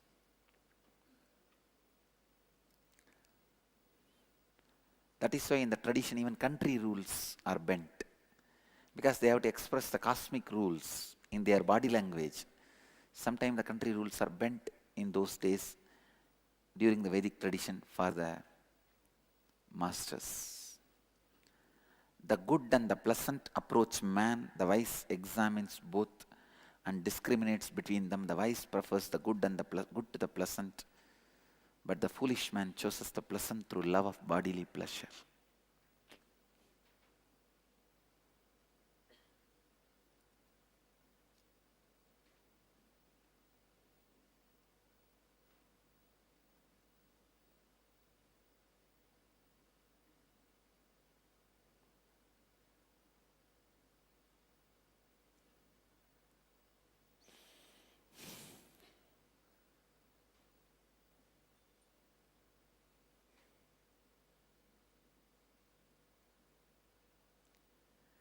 Shreyascha preyascha manushyametaha tau sampritya vivinakti dhiraha.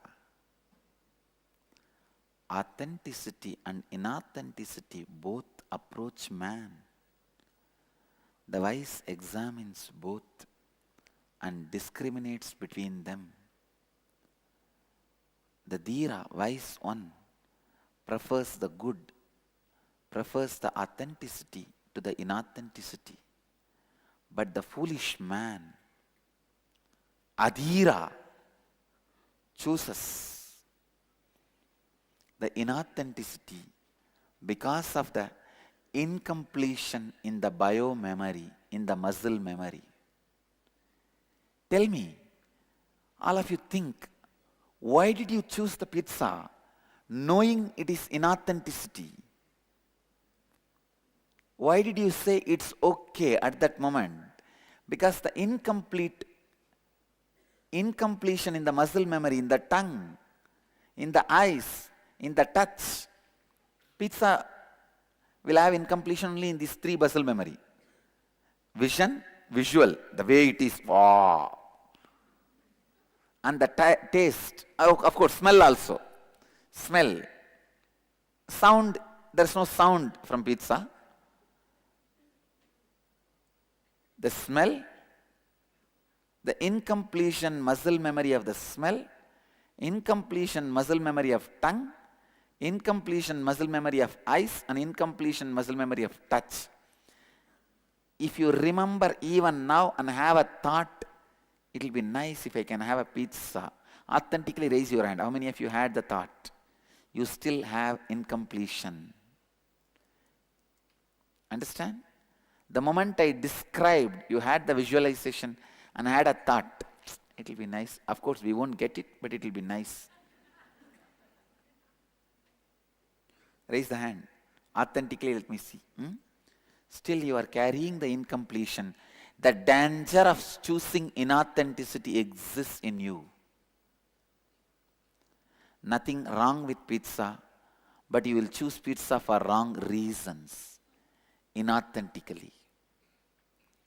With completion, nothing is wrong.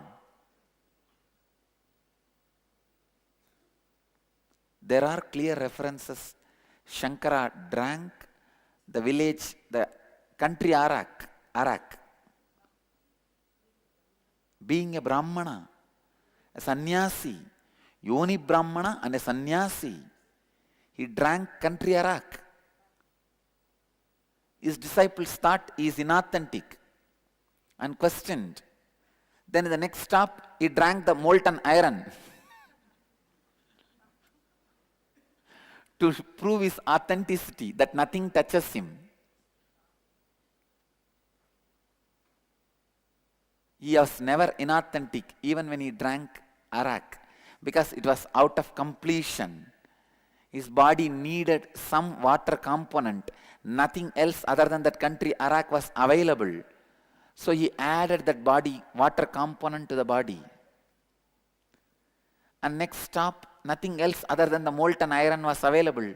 He added water component through that molten iron. It was complete authentic. It was not, the Shankara did not have the incomplete bio-memory of the arak smell, taste and the hangover which it leaves in the system. You guys have 5 hangovers of pizza. Hangover of taste in the tongue, hangover of smell, hangover of vision, hangover of touch, and hangover it leaves in you after eating. Shankara did not have even 1 hangover of alcohol. Alcohol also leaves you 5 hangover. Seeing, smell, taste, and what the touch, and what it leaves in you after you drink. The 5 incomplete biomemories, muscle memories, all 5 are not there in Shankara. That is why he used even alcohol just to add water component to his body.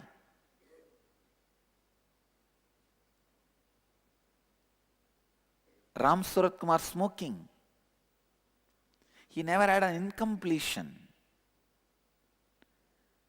So with incompletion, even pizza can hurt you. Without incompletion, with completion, even alcohol can't hurt you.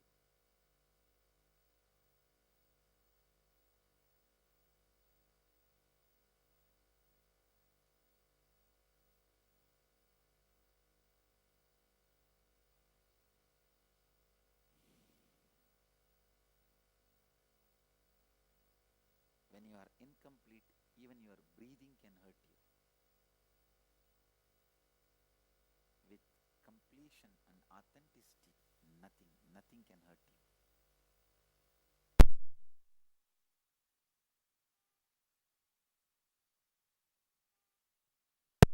Look in, it may be out of inauthenticity. Inauthenticity.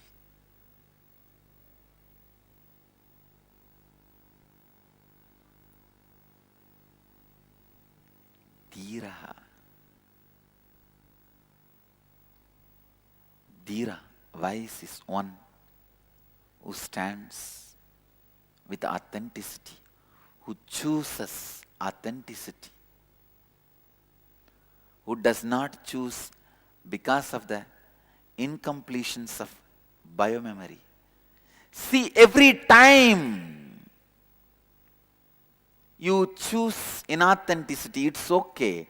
Some of your incomplete biomemory is awake and says yes.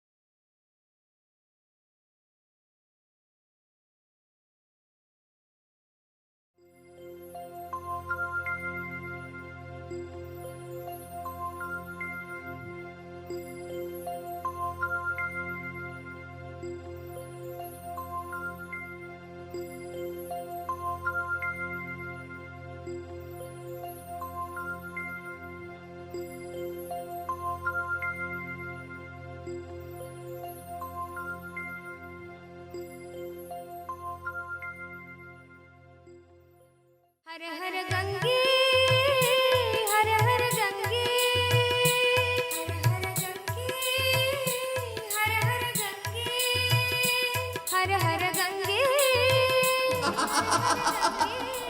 Ganga आयाम हे नटराजा हे नित्यानंदा हर हर हर हर गंगे हे नटराजा हे नित्यानंदा हर हर हर हर गंगे हे नटराजा हे नित्यानंदा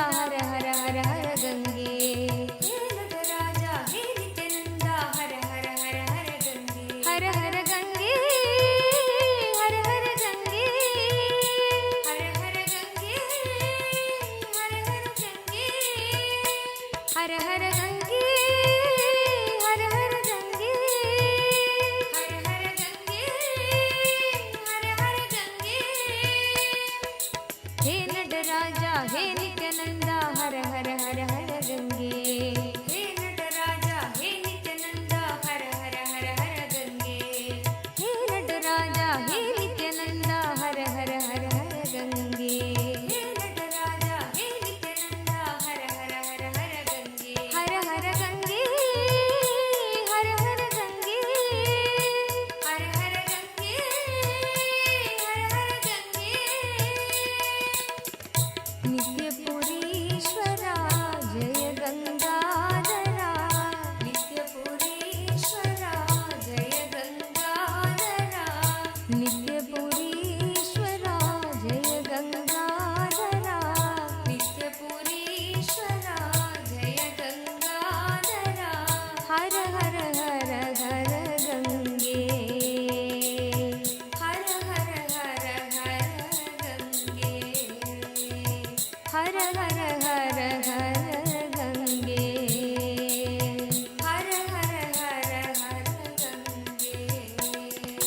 शंकरा शिव शंकरा शिव शंकर शंकर नित्या, शंकरा शिव शंकरा शिव शंकर शंकर नित्या, शंकरा शिव शंकरा शिव शंकर शंकर नित्या, शंकरा शिव शंकरा शिव शंकर शंकर नित्या, शंकरा शिव शंकरा शिव शंकर शंकर नित्या, शंकरा शिव शंकरा शिव शंकर शंकर नित्या, शंकरा शिव शंकरा शिव शंकर शंकर नित्या, शंकरा शिव शंकरा शिव शंकर शंकर नित्या। हर हर गंगे, हर हर गंगे, हर हर गंगे, हर हर गंगे, हर हर गंगे, हर हर गंगे, हर हर गंगे, हर हर Gange.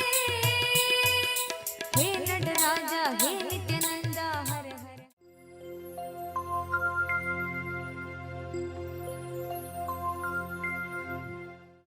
Something we to all of us about what is real definition of non-violence is not inactivism.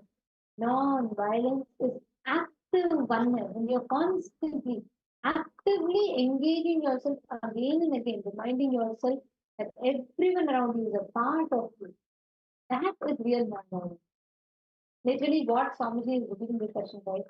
How Bhagavan Krishna, or multiple examples of Swamiji goes. The streams of non-violence, where nothing from outside triggers you to the decision a certain way, where you do not let your incompletion influence a certain decision that you make, that is non-violence. Non-violence towards yourself and non-violence towards everyone else around you. See, all the experience to the self-doubt, self-hatred, self-love, that is only the violence that we try towards ourselves. Because it is due to the world that we stop planning and we head towards failing again, right? And that is the violence that we have towards ourselves, and that is what makes this project turn outside. Like what Sandra is saying, the real courage is your ability to face, ferociously break the patterns of perception. Many times we say, oh, this is a pattern, it's like, oh God, I don't know what to do about it. But the same thing someone else is having, you'll be like having, how can that person not do this? You're surely capable of it. No, we all really have that. We all have that. When it comes to us, we constantly tend to say, okay, it's fine, this is what it is, and this is all it can be done. But you keep putting those restrictive patterns in you and creating that like a fence around you. You bind your own growth. You obstruct your own growth. We all start to think that, like for example, as soon as you finish your kindergarten or something, already you people start putting the restrictive patterns on you. They say, okay, after this math is going to be very hard for you, and this is going to be very hard for you. Some of the other conditions we all pick up. But we're so deeply ingrained in these conditions, in these cognitions, that we do not, or we actually very rarely experience completion with all these layers. How many of you have seen this actually happening? Whether it is from childhood or even in the recent past, somewhere you have heard something, somewhere you have prepared something, and you start using those restrictive words within you, saying, okay, maybe I cannot do this, I'm not supposed to do this. How many of you see this happening? I'm sure all of us have seen this happening in a day-to-day life. But what is that exact thing that keeps coming up? What is that SCH? That if you just look in and ferociously break from it, ferociously decide to break from it, then you will see that you have a breakthrough. Actually, right now, we're going to be understanding, see, when it comes to Maya myth, what we say, breaking through the veil, we all develop a certain kind of, like, we have our own understandings of how this happens, what is this, and we develop different ideas within us about each other. Right? Now, we're going to be doing quick exercise to understand this a little deeper, right? Something else, how the non-violence, when you cognize that you, the component of the I in you, if that is constantly associating itself with powerful components, that's why something saying, right? Humbleness is not thinking like less about you, it is thinking about you very less. Like the frequency of where you remember your I, that should reduce. That is humbleness. It's not that you will stop thinking about you and you will just no, it cannot be like that. So, like Swami said, cherishing the cognition, the context that you are Paramashiva, and from that space operating, from that space making all the decisions, everything in your life. That space, it's very important that you recognize what that space is, and you need to connect with consciousness. This is what Swami tells us, seek the source of first person. So many different ways Swami is given them. Literally, just sit, close your eyes, and experience that exactly which part of you, the component, the consciousness, you call it oneness, you call it any of it, which part of you is absolutely untriggered by anything that happens on the outside and still continues to radiate powerfulness. That is exactly the component of you that can make you experience a pure love. Now, let's do a quick exercise. I'm going to request you all, take a paper and pen down the major patterns that you are struggling with. Please take a moment. It could be any pattern. But what is the main pattern?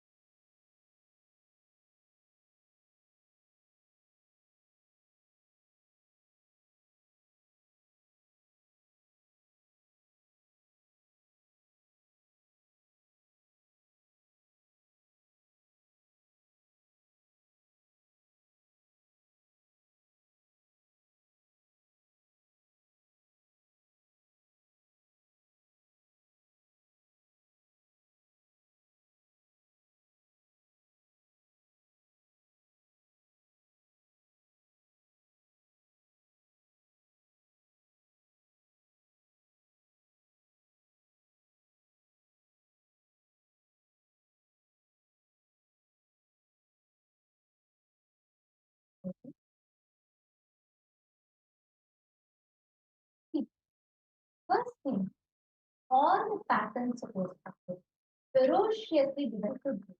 Now, someone is going to be leading to us. A few techniques, how you can break that Maya matrix. Like many times you will be having questions as to pertaining to some aspects, like how do you use this? How do you actually use it and break it? So we're going to be learning about what are the different techniques for you to break free from the Maya matrix. So that is all ended in that session now, and we'll be listening to this only.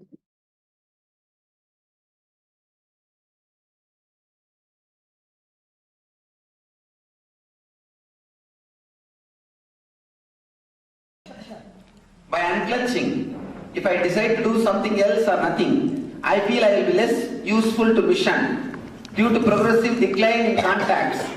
Out of sight, out of mind. This is my concern. Please comment. Next question. My mission is to make you unclutch. Nothing else. Let it be very clear. I am not a missionary. I am not a missionary to do anything else.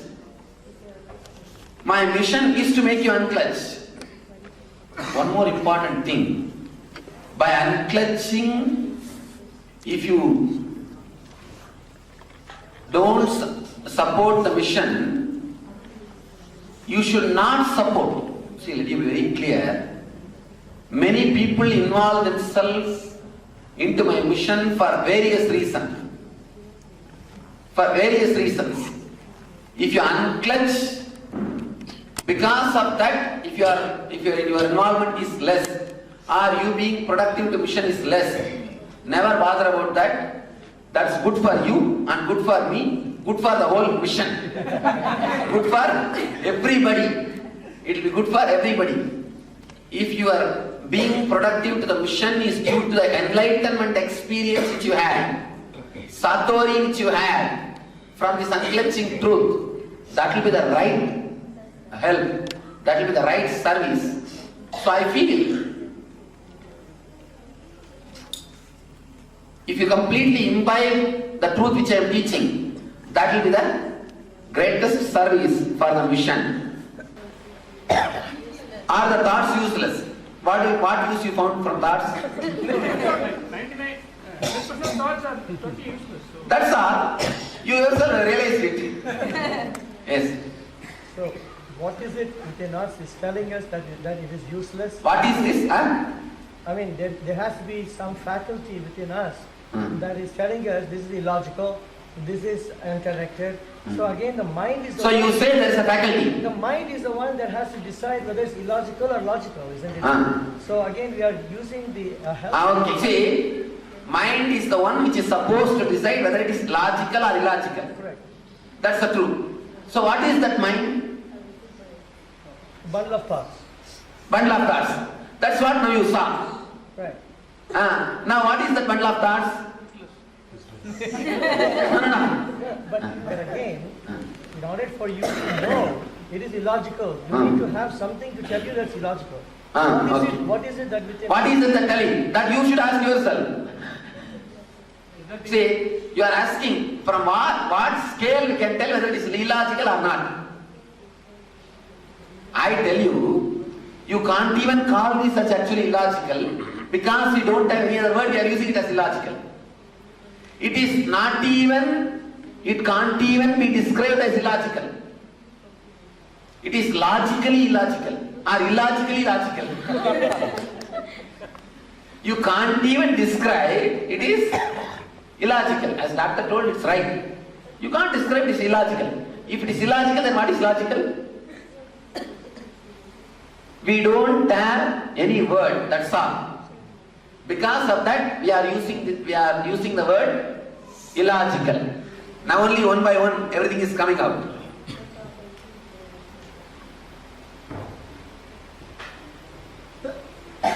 You are God, I am God. Who said I am God and you are God?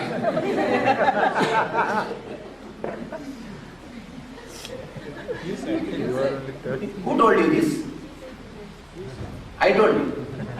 Long before. Now completely it is unclutched. How can you say That Nithyananda only is sitting in front of you now.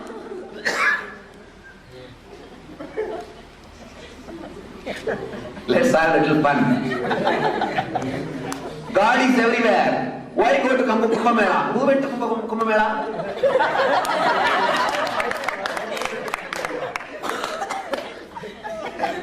And why Anandeshwar temple? Who said there is a temple?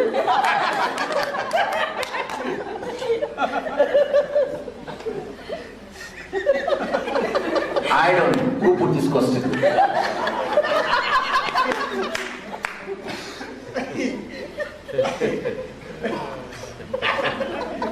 I understand. You are God and I am God is a word now which you need to digest. Just be unclutched. You are God and I am God will become experience to you.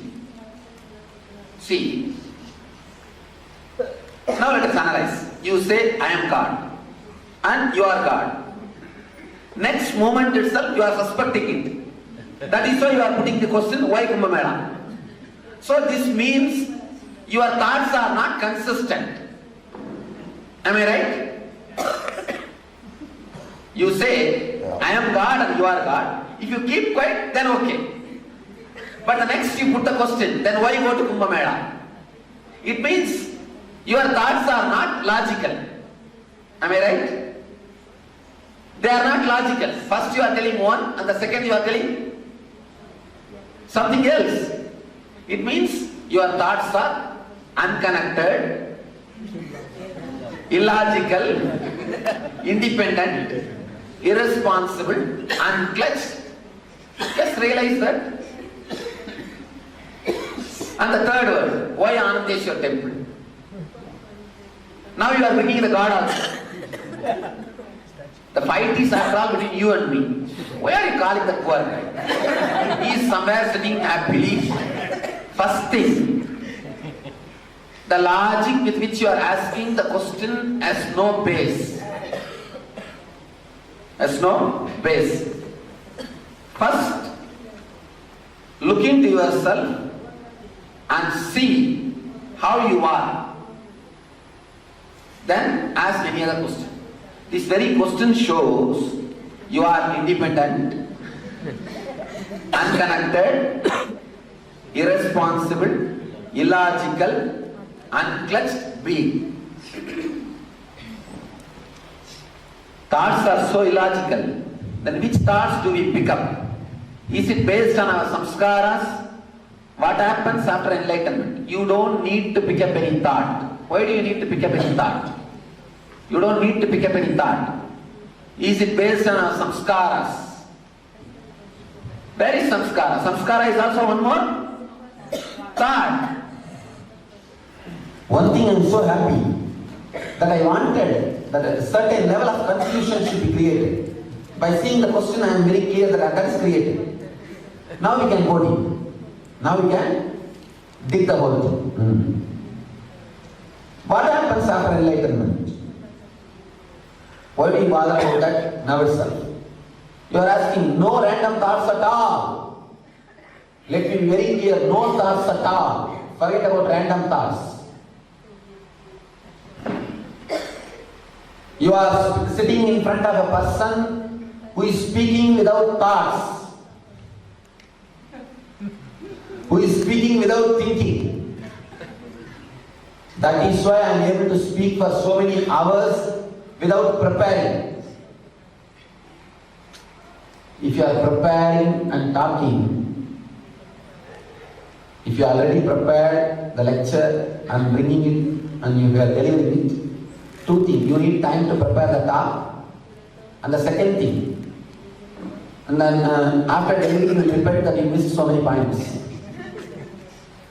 One more thing, there are some intelligent guys, they don't need to prepare outside. But during the talk itself, they will mentally prepare and start talking. Even if you do that, you will become tired after talking 1 or 2 hours. You can't be talking hours after hours. One more thing, person who mentally prepares and talks will be bored of talking the same subject second time. If you are a teacher, you know, If you are a teacher, you know. But I am talking almost the same thing for last 4 years, 4.5 years now. Now, in 5,000 hours DVD, practically I am telling the same thing.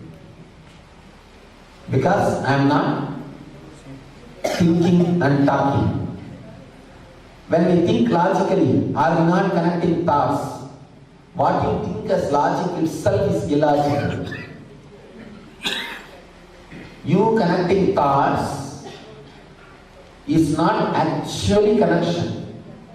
What you think as connection, you bring the nearer possible, the nearer concept thoughts. It's like a let me describe it. Ajada Veda, there are 2 kinds of Vedas in the Veda means differences. Ajada Veda and Svagata Veda. Svagata Veda means by the quality itself it is 2 different things. The difference between cow and the monkey. By the very birth they are 2 different. There's one more Veda. The difference between your hand and your head. It's by quality it's the same body, but inside the body, like a subdivision. This is Ajada Veda, means by birth, by jati, they are not 2 different. The earlier division is totally different between cow and donkey, cow and monkey. By nature they are 2 separate things. The second kind of Veda is, by nature they are not 2 separate, same body but 2 different parts. But there is a difference. There is a difference between your hand and head. Your hand's job is different and head's job is different. So, when you think logically, you may not connect the thoughts with the Svagata Veda, but even then your thoughts are not Ajata Veda. You understand? There is a minor division. Even what you think as logic is not completely connected. Between every thought there is a difference. There is a quantum jump. There is a quantum jump. You may not observe it clearly. You may not understand it. If you look, even alright, whatever you think as logic, just see when it goes on inside you. It won't be logical. It will only jumping. It will only jumping. Your logic is also not enough logical. Enough logical. What you think as logic? See, for example, let's analyze this one logic, nyaya.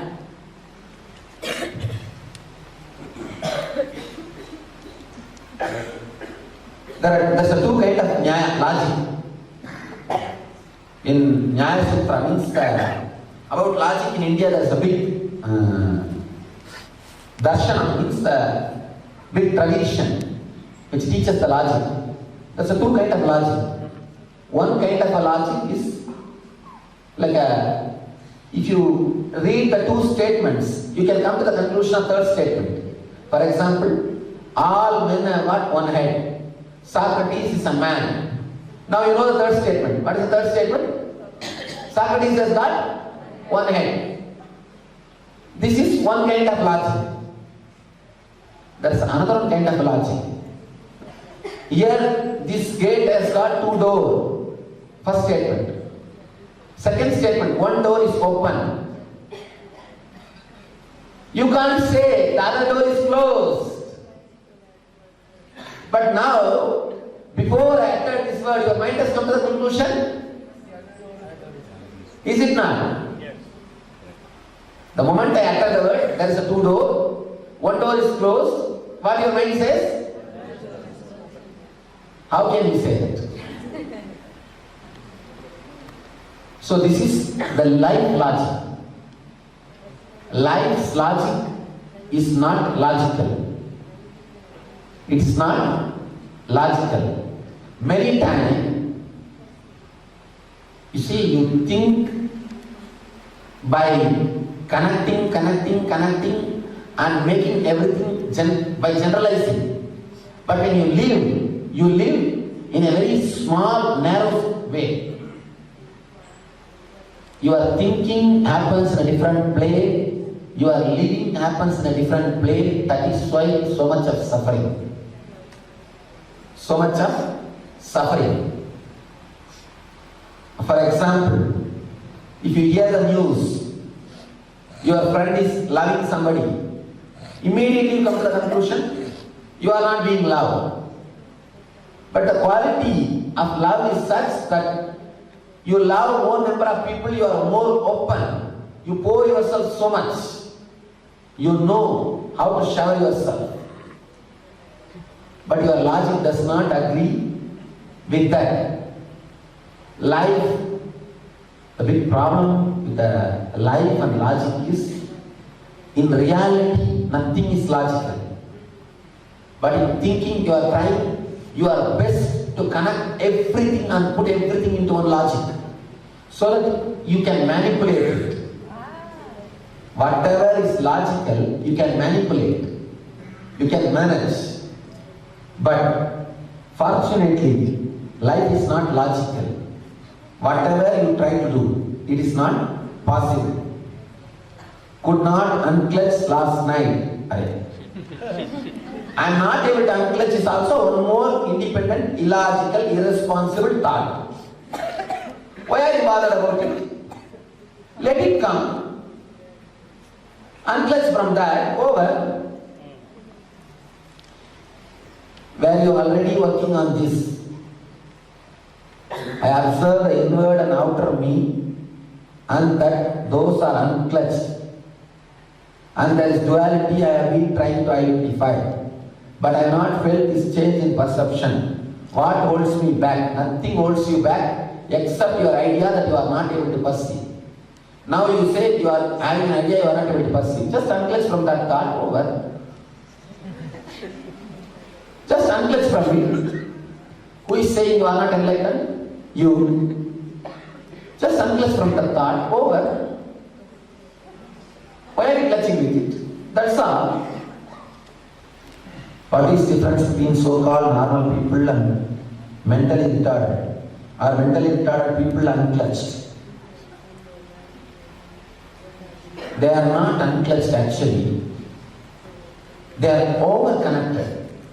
See, in your case, you are connecting at some point. Somehow you are able to manage to unclutch and rest. Those guys are not even able to manage that unclutching during sleep or during the boredom period. See, in your case, after a certain boredom or tiredness, you know how to unclutch and change and do something else. Those guys were not that intelligent and they are not able to do that. That's why they become mentally disturbed. If the mind can be aware of only one thought at a time, is it possible the mind is the one thinking it is body and mind, then thinking it is enlightened. See, if you are thinking, then it is not enlightened.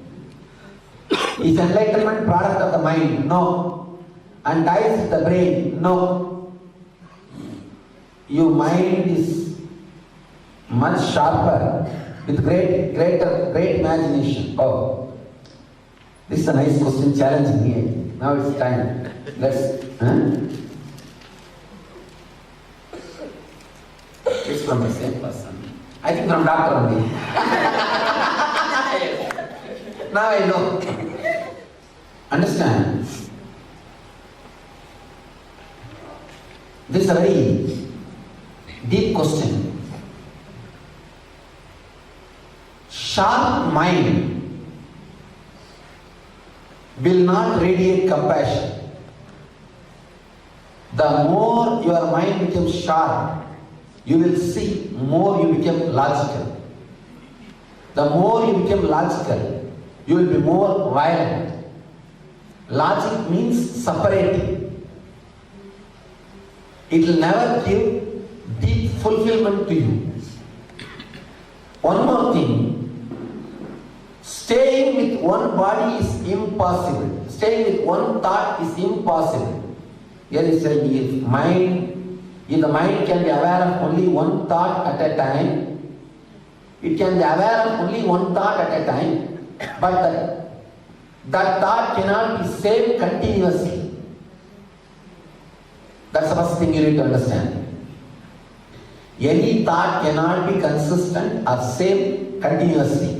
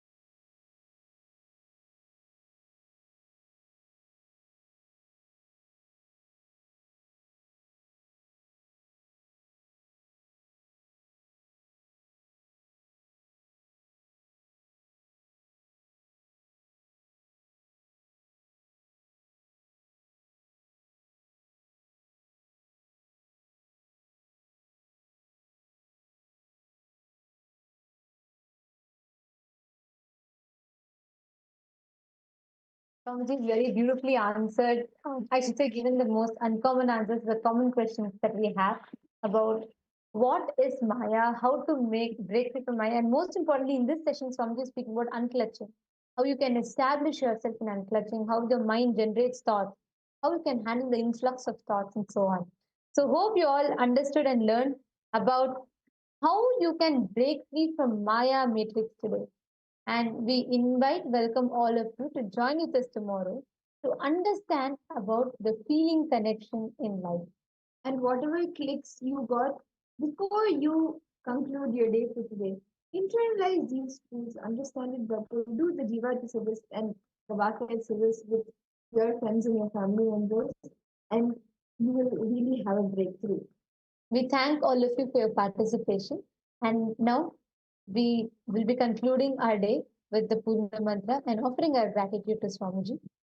Om Purnamada Purnamidam Purnat Purnamudachyate Purnasya Purnamadaya Purnamevavasishyate Om Shanti Shanti Shanti Hari Om Tat Sat Sarvam Bhagavan Shri Nithyananda Paramashivoham Padukarpanavastu Om Nithyanandam. Thank you all, Nithyananda.